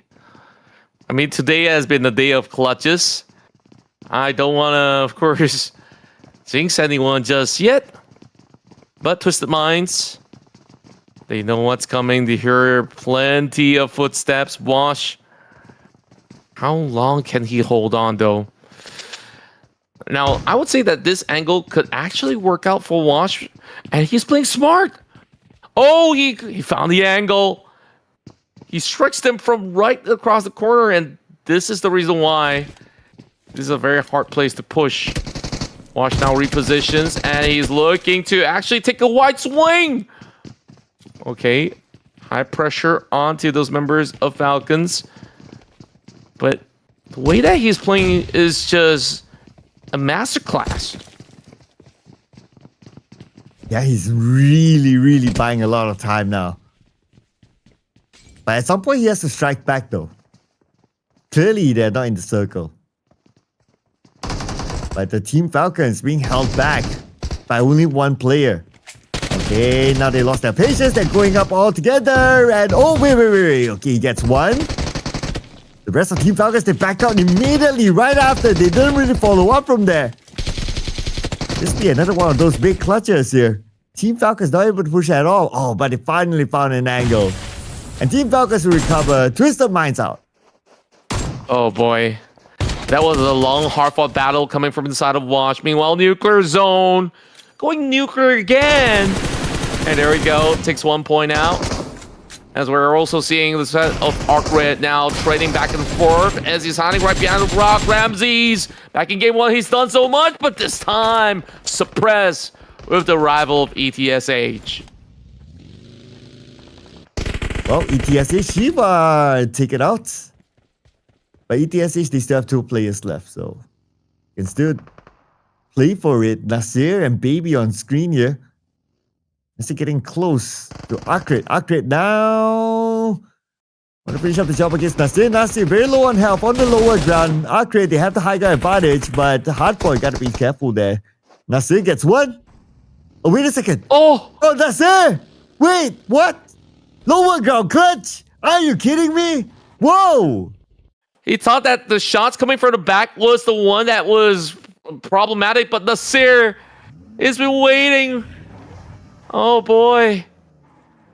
They didn't really check the lower ground, and they absolutely got punished for it. Wow, okay. I guess he got a bit of assistance from his teammate on the other side, so it wasn't only him, but great teamwork though. Nasir was like the distraction guy, and then his other teammate on the other side put in the damage. Nasir came in at the end to give that final blow, and that's how they won. So great teamwork there, Sean. Yeah, it was so impressive.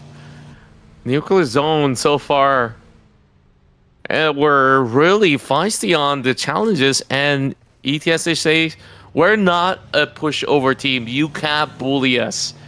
And they're the ones walking away with those 3 points. Impressive stuff. Meanwhile, back towards the side of Wolf. The matches spot GS now traversing across the field. And they know for a fact that there's always those battles in Picado, which is why they set up this death trap. Oh, the flip! So untimely! Oh. It's just so costly for GS. And now GS being chased down by Aaron. Aaron sprays from behind, and Aaron will get icon. Unfortunately for GS, that's another player eliminated. Ooh. One more. Where is he? Okay, I guess he managed to survive. So that's a bit of good news for them. And now we're looking at the zone that shifted up north. We have a handful of teams spending time in the blue, taking their time, especially R8. But they don't seem like they're facing any resistance, so they should be able to come into the circle from the north end. Yeah, the problem is where exactly will they arrive though? Because MADBULLS, they're going to be holding that north point. If they're going to be holding the high ground, then it is going to be relatively problematic for R8's entry, or maybe even Falcons. As for Falcons, at least they do get to have a little bit of a space for them to work with if they were anywhere up north of St. Martin-ish, to be able to loot off some mats or so, get some good replenishment of utilities as well. Whereas GOAT team, even had the time to stop by the garage, hoping to check out all these brand new wheels, turning that coupe into a supercar. Don't you just love those skins being whipped out? Yeah, this is where the players get to flex, right? Mhm. Even the one we can see on screen. But oh, Lewis gets knocked. Okay, that's a long range one, but at least his teammate will be together with him in this compound. Now it's Kara's turn to try to lock out Oof Esports. Scarface down on the ground. Catch will get Marcel. Okay, a response back by Oof to try to find their way in the circle. I gotta say that Scarface is quite lucky that he got knocked very close by to a rock. Else he'll be a goner, right? In the middle of the desert. So he has this little cover for the rest of his teammates to be able to recover for now, but that got them into hot waters as the rest of Kara is just by the doorways, and just like that, another member of Ols is already being pinned down. Lewis, we've seen big clutches from him before. Can he do it again? And Ulf has got no other option but to hide by the corner of Shack. Oh, he got the spray. But Kara, okay. Ooh, Solar. Just save it to get away. He'll be okay for now. But the players of they're not in the circle yet. Zone is still closing though, and he should be on top of them soon. This is stage number 2, so still kind of tankable, but then again, their healing utility is not that much. Aaron, Mr. MVP, down. It's not good news for Ulf with the fact that they lost their top player. Oh boy, Kara so far playing so dominantly. 5 points already being secured as they continuously punish the rest of the Wolves. And now 2 more remain. Take a look at all these late rotations. Gold swinging by the edges. This will work very splendidly. ETSH is doing exactly the same. BOARS could be very late though. There is an ongoing fight. Kara as well as Ulf by the edge, and BOAR, if they do happen to hear all this ruckus, they can also chime in, but I don't think anyone wants to waste time because that zone in stage 4 is gonna hurt even more. Yeah. Especially with the fact that they not say that they have a lot of healing utilities. It's like, okay, 2 first aids, for example, or maybe even 1, so that's not really that much. You don't want to, with that amount of healing utilities, you don't want to tank out stage number 4. If you're forced to use your first aids at stage 4, and then by the time you have to come in, you don't have any more first aids, then it becomes very, very difficult. For Indeed. GEEKAY, or at least they're on the inside, so not to worry about them. Go Team. I noticed Go Team's gameplay is that they like to take their time in coming in the circle. Yeah, they do. And I guess sometimes it works out, sometimes it doesn't, but in Miramar it is still very feasible. Go. The reason why they spend time in the blue zone is that they want to ensure that there is a safe passage, which, you know, feels very much like a DRS move that has been pulled out many times before. And to me, I guess Go, they kind of perfect that craft as well. Yeah, and it has been obviously working out for them because, yeah, that's why they're number 1. BOARS, next team to be eliminated, this time by a nuclear zone. On screen, Oof Esports just eliminated another player, so they're at 5 eliminations now. Okay, Oof. So far, so good. On the north, R8. Don't see any other team that might challenge them. They came in unchallenged from the outside of the circle, spend a little bit of time in the blue, and they still have a decent round of healing utility, so that's okay. ETSH, right now, you have Dusty here against Marv on the other side. ETSH, safe approach. He's trying his best to really hold firm towards this graveyard sector. And it's almost difficult for those to try to even climb up without getting spotted. And now Kara, oh, he took a chance. but GS was way quicker. They finally wrapped up this long, winding fight. Meanwhile, the MADBULLS are charging in towards the rest of the Falcons. Shots being far true. Redux goes down. Oh, and now it's only Rauf left, but Rauf picked up one of his teammates, so he can still reset. MADBULLS Lemon now will be picking up its own teammate as well. Circle this shift though. So MADBULLS, they no longer have the circle. Same goes for ETSH as well. And on the southern side, looks like the two players of Wolf, they're also taking their time. Amiri from GS also not in the zone yet. I guess is also taking this calculated approach to try to find a way in. Yeah, seems to be the case. So many teams just hugging by the edges. And later, I think it's just going to be a massive eruption of a fight. I mean, now with 9 teams, we might even see, within a span of a moment, suddenly we're already in the top 4. So, it's absolutely high pressure now for them to really land themselves in the best area possible.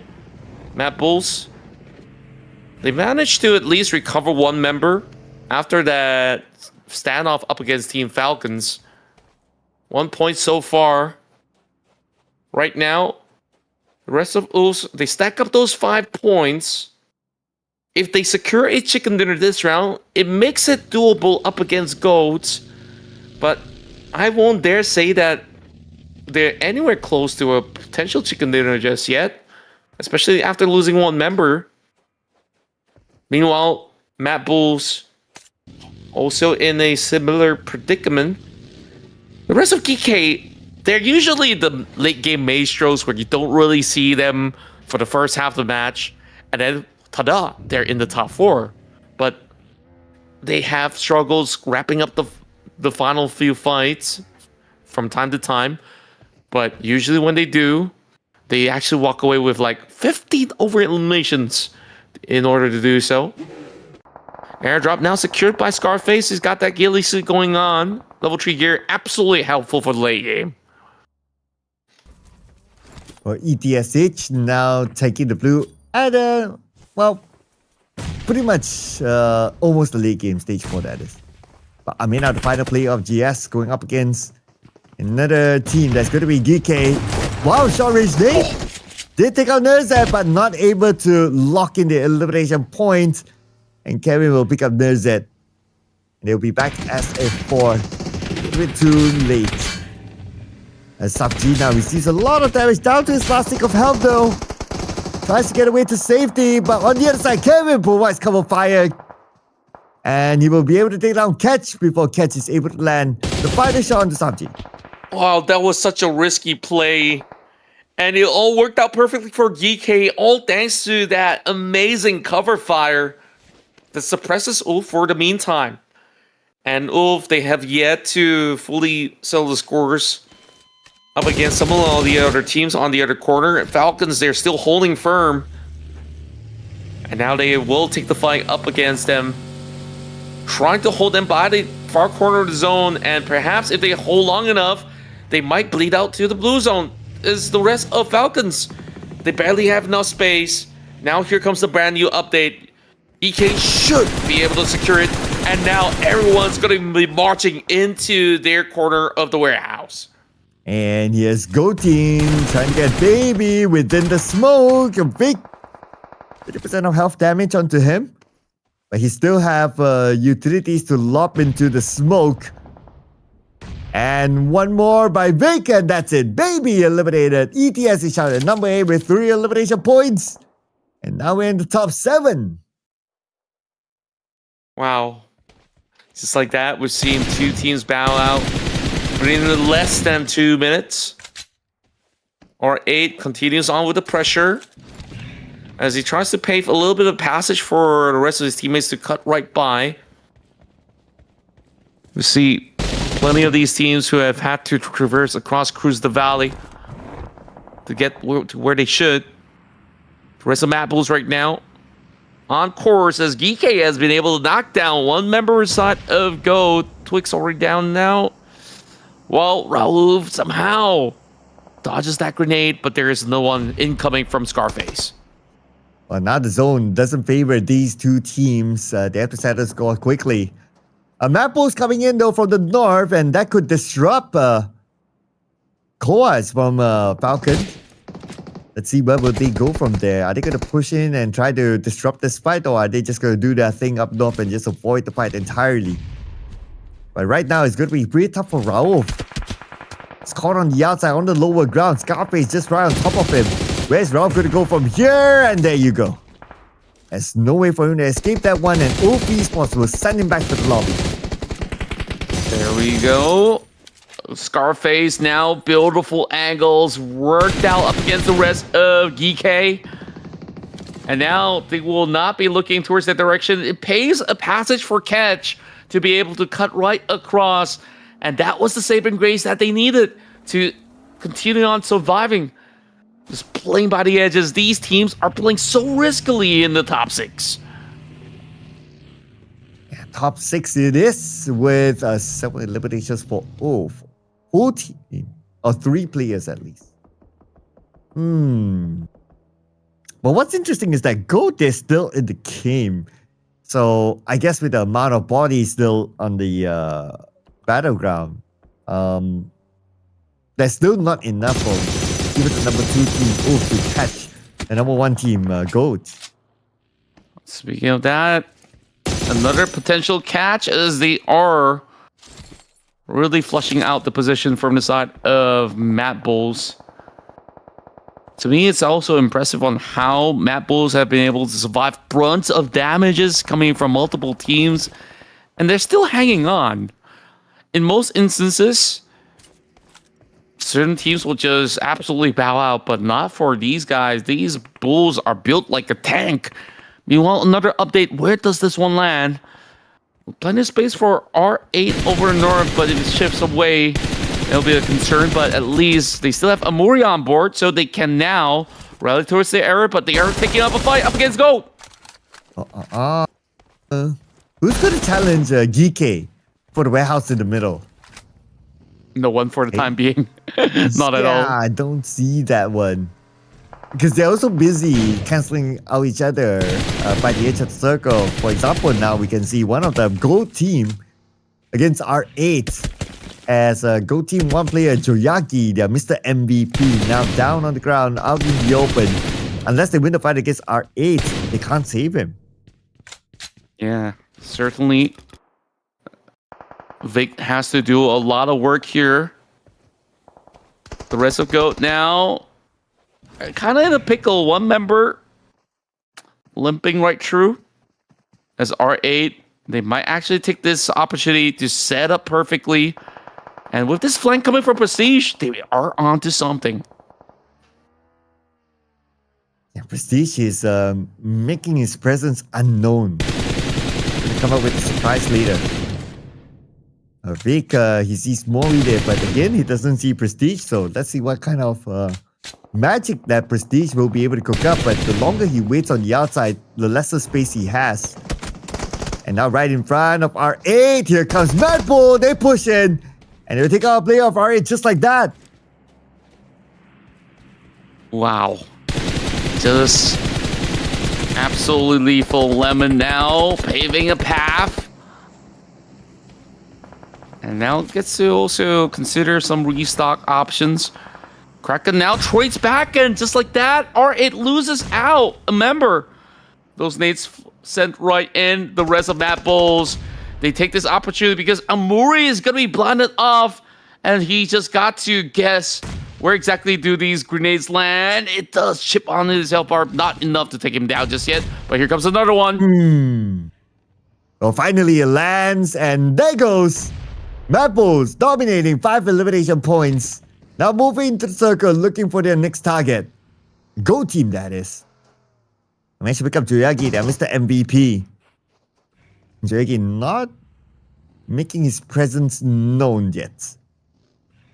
And MADBULLS, they're just right in front of him though, but thanks to the terrain, he has enough cover from MADBULLS. Yeah, Joyagi, we've seen clutches from him before. Can he do it? He's all stocked up. The star player of GOAT team for phase 1. is looking to pull some miraculous run. Prestige arrives to challenge the rest of GEEKAY. MADBULLS having Pusher on top. But Lemon's been knocked out already. Go, they managed to get a little bit of reset being done.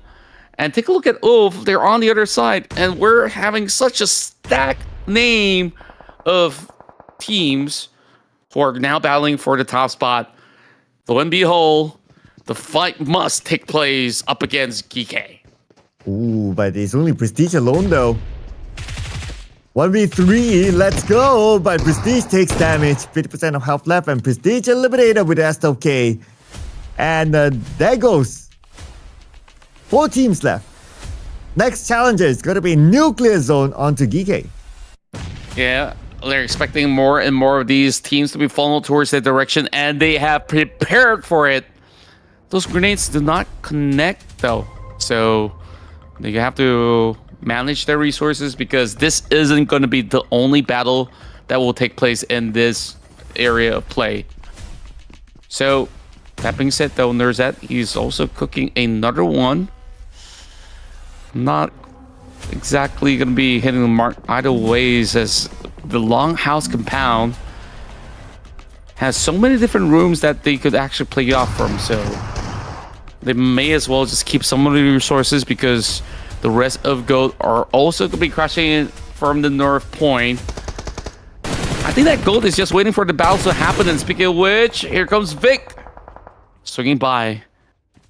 Walks off scot-free. But the grenade now being charged from the side of Vin. Is it going to be Vin or Vic? 2 members of GEEKAY at the ready, and now tags coming from far. And Oof, they're keeping the distance though. I want to allow Go to have this fight against GEEKAY. Vic's nade did not connect onto anyone. Yeah, all pretty much in the center of the circle right now. But Scarface to the side, he saw Vic, and Vic will be eliminated just like that.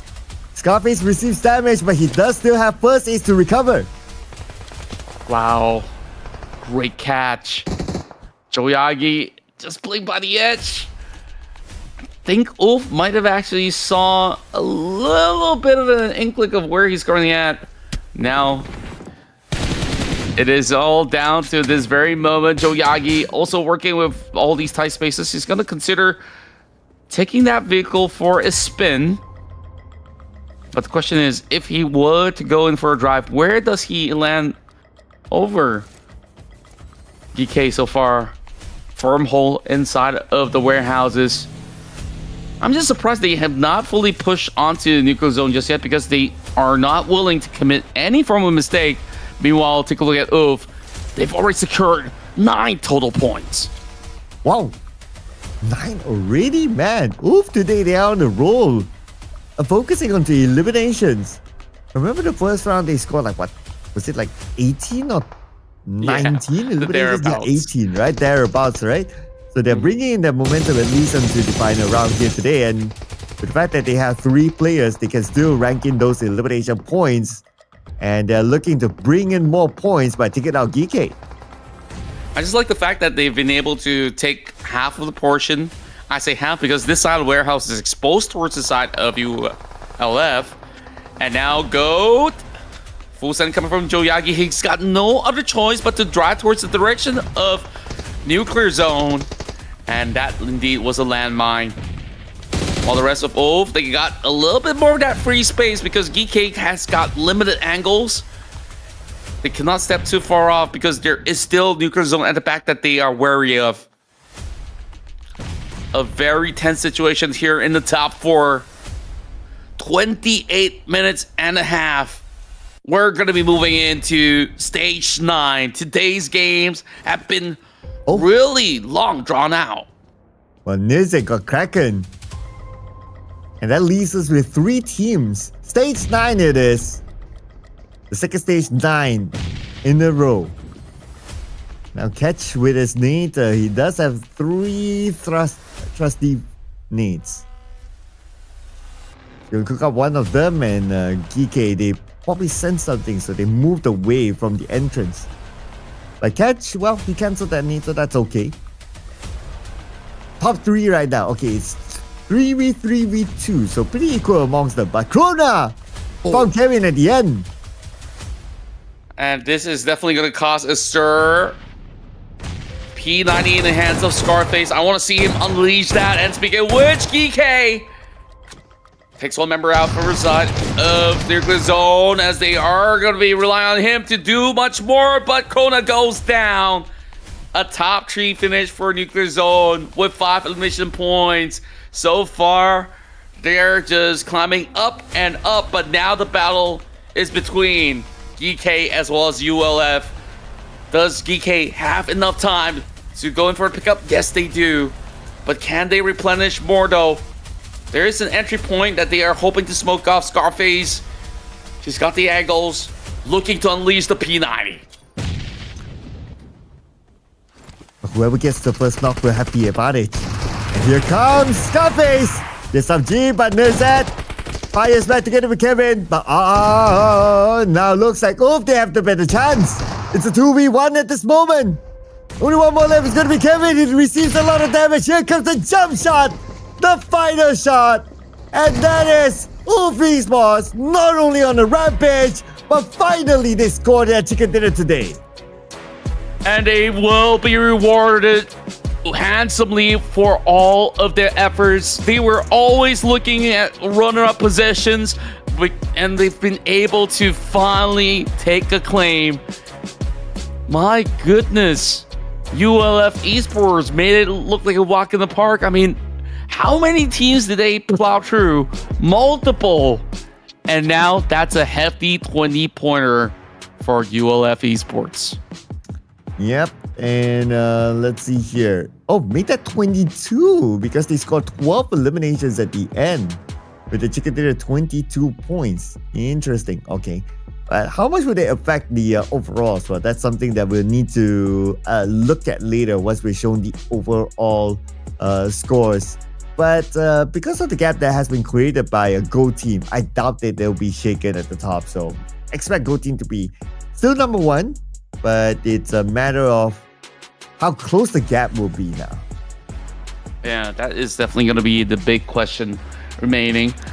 Scarface bringing that P90 towards the tail end, and alongside with Ketch, who's been able to really be the backbone of the team. There was that one moment when they were playing on the far western corner of the map where they were absolutely getting pinched. He found those angles to actually knock over members of GEEKAY, forcing them to retreat. And now finally they bring the fight towards them, and it was an absolute payback.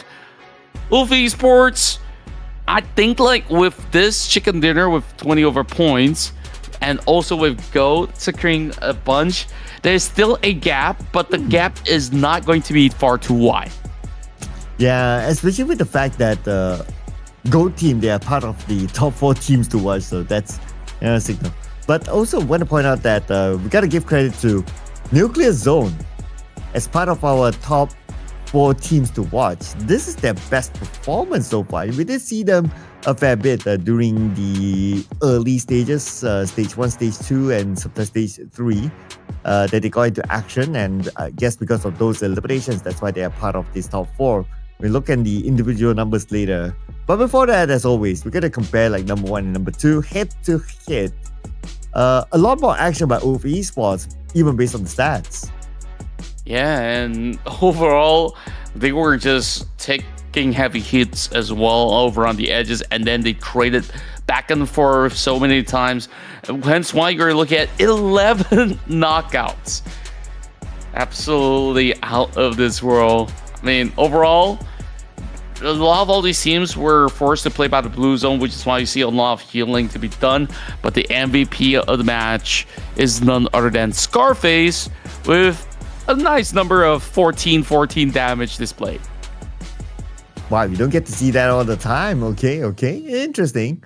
But of course, that comes together with a package of 5 eliminations. Now, if we were to look at the ratio, he basically did a lot of work on the damage department, but perhaps his other teammates, they did the finishing move. And that's why his eliminations don't really tally with the amount of damage. Well, one of his other teammates that actually brought in the eliminations is Ketch as part of the top performers. sharing the same amount of eliminations as Scarface. And then we have Fajita, also with 5, and EXO from BOARS with 4. What's interesting is that we have Fajita and EXO, both of them with 100% team contribution. So basically what that tells us is that Fajita 5 eliminations, that's the amount of eliminations for the entire team this round. Yeah, I mean, we've seen so many clutch factors for today, and Fajita has been able to actually pull one back. And I felt like, you know, so sometimes all these teams who are struggling just need, you know, that kind of glimmer of hope, and they did manage to really come back so much stronger. Definitely the most improved team back from the side of phase 1 for the moment. Meanwhile, ULF 22 points, 13 for the side of GEEKAY.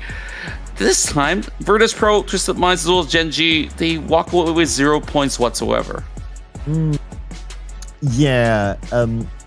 Also to highlight that today hasn't been the day for Twisted Minds because of Team Falcons. They've been winning. They've been losing all their fights against Team Falcons. So a bit of a payback arc here, I would say, from phase number 1. But whether this result will change again tomorrow, well, we'll need to leave that for tomorrow, ladies and gentlemen, for us to find out. Stay tuned for tomorrow. But before we get on to the overalls, of course, as usual, we know that you miss our handsome looking faces. So we show you one more time before we check out who's the MVP. Well, I guess later on they're still gonna see our face again. I hope that they're not really fully sick of it, you know. But overall, you know, it's been an incredible day. I mean, over on the battlegrounds, we've seen so many heroic plays from game 1 all the way into our final map of the evening. It is just absolutely sterile of what both EU as well as MENA bring to the table. Yep. Well, I can't wait to see who will be the MVP as well, by the way. Because we did talk about whether it will be the same person or someone else. But without further ado, ladies and gentlemen, let's go. And looks like Scarface from OOF is the MVP. Same team, different player. It's just astounding. I mean, take a look at the damage being done. He's doing over 9,000. I mean, I had to do that, right? 41 elimination points as well on top of that. I think like he's just so well-rounded on how he goes in for executions, the rushes, as well as to also look for flanks whenever possible. So Scarface is definitely a deadly player that we should look out for. Yep, and his other teammate, Aaron, who was the MVP before we started the show today, dropped to number 2. And then we have Twix from Go Team, Bad Boy from ARCred, and Joyagi from Go Team. Oh, okay. Welcome back, Joyagi. He was missing from the top 5 when we started the show today. And great to actually see him climb back up. It goes to show that GOAT is still doing a relative maintenance overall on their form. And once more, you're still looking at them bare minimum top 4 finishes. That's how you want a team to function if you ever manage one. And take a look at the very list. It's just ridiculous when you make comparisons because Scarface is the only one sitting at 9,000 over points. He's about to reach 110k as well. I mean, I almost overshot it to say 100k, but that probably requires like, you know, 2 full weeks of action maybe. Yeah, that's like 2 full weeks, non-stop, like 10 maps a day or something like that. Overall as well, I guess we kind of expected this, right? Like GOAT, they're still on top, but yep, there is a bit of a gap that's being closed. Now the difference is, doing a quick math here, 19 points. Yeah, 19 points between GOAT and OOF. But you know what? This has happened multiple times. Every time it almost feels like, oh, another team is about to catch up to GOAT. The next game they show up and then the gap just goes up again. Yeah, true enough. And then you take a look at this. This has been a big round for us out of UF in order to kind of close in the gap. And there's not a single round where those members of GOAT have dropped below 6 points. Everything is double digit for most part. Meanwhile, another improvement coming from R8 as we do welcome them into the triple digit club. Yep. Welcome R8, and next is Regnum Karya Esports, only 6 points behind. And if you gotta think about it, like Regnum Karya, they didn't play day 1 of phase 1. But they're still able to like, okay, now we're almost there. Imagine if they played day 1 phase 1, they're probably on page 1. Yeah, definitely so. I mean, they were just having, small little struggles here and there when it comes down to committing into a duel, but I would say they're definitely on the right trajectory still. So that's all that we do have for tonight, ladies and gentlemen. Make sure you guys are subscribed to Ruthless Hype Esports right now if you guys haven't do so. Sir Cloud, any last words before we go? Well, we'll still be seeing you again tomorrow. So same time, same channel. Make sure to check back by then.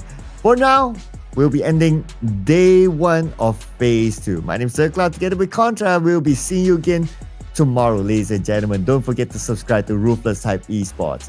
Good night. Bye.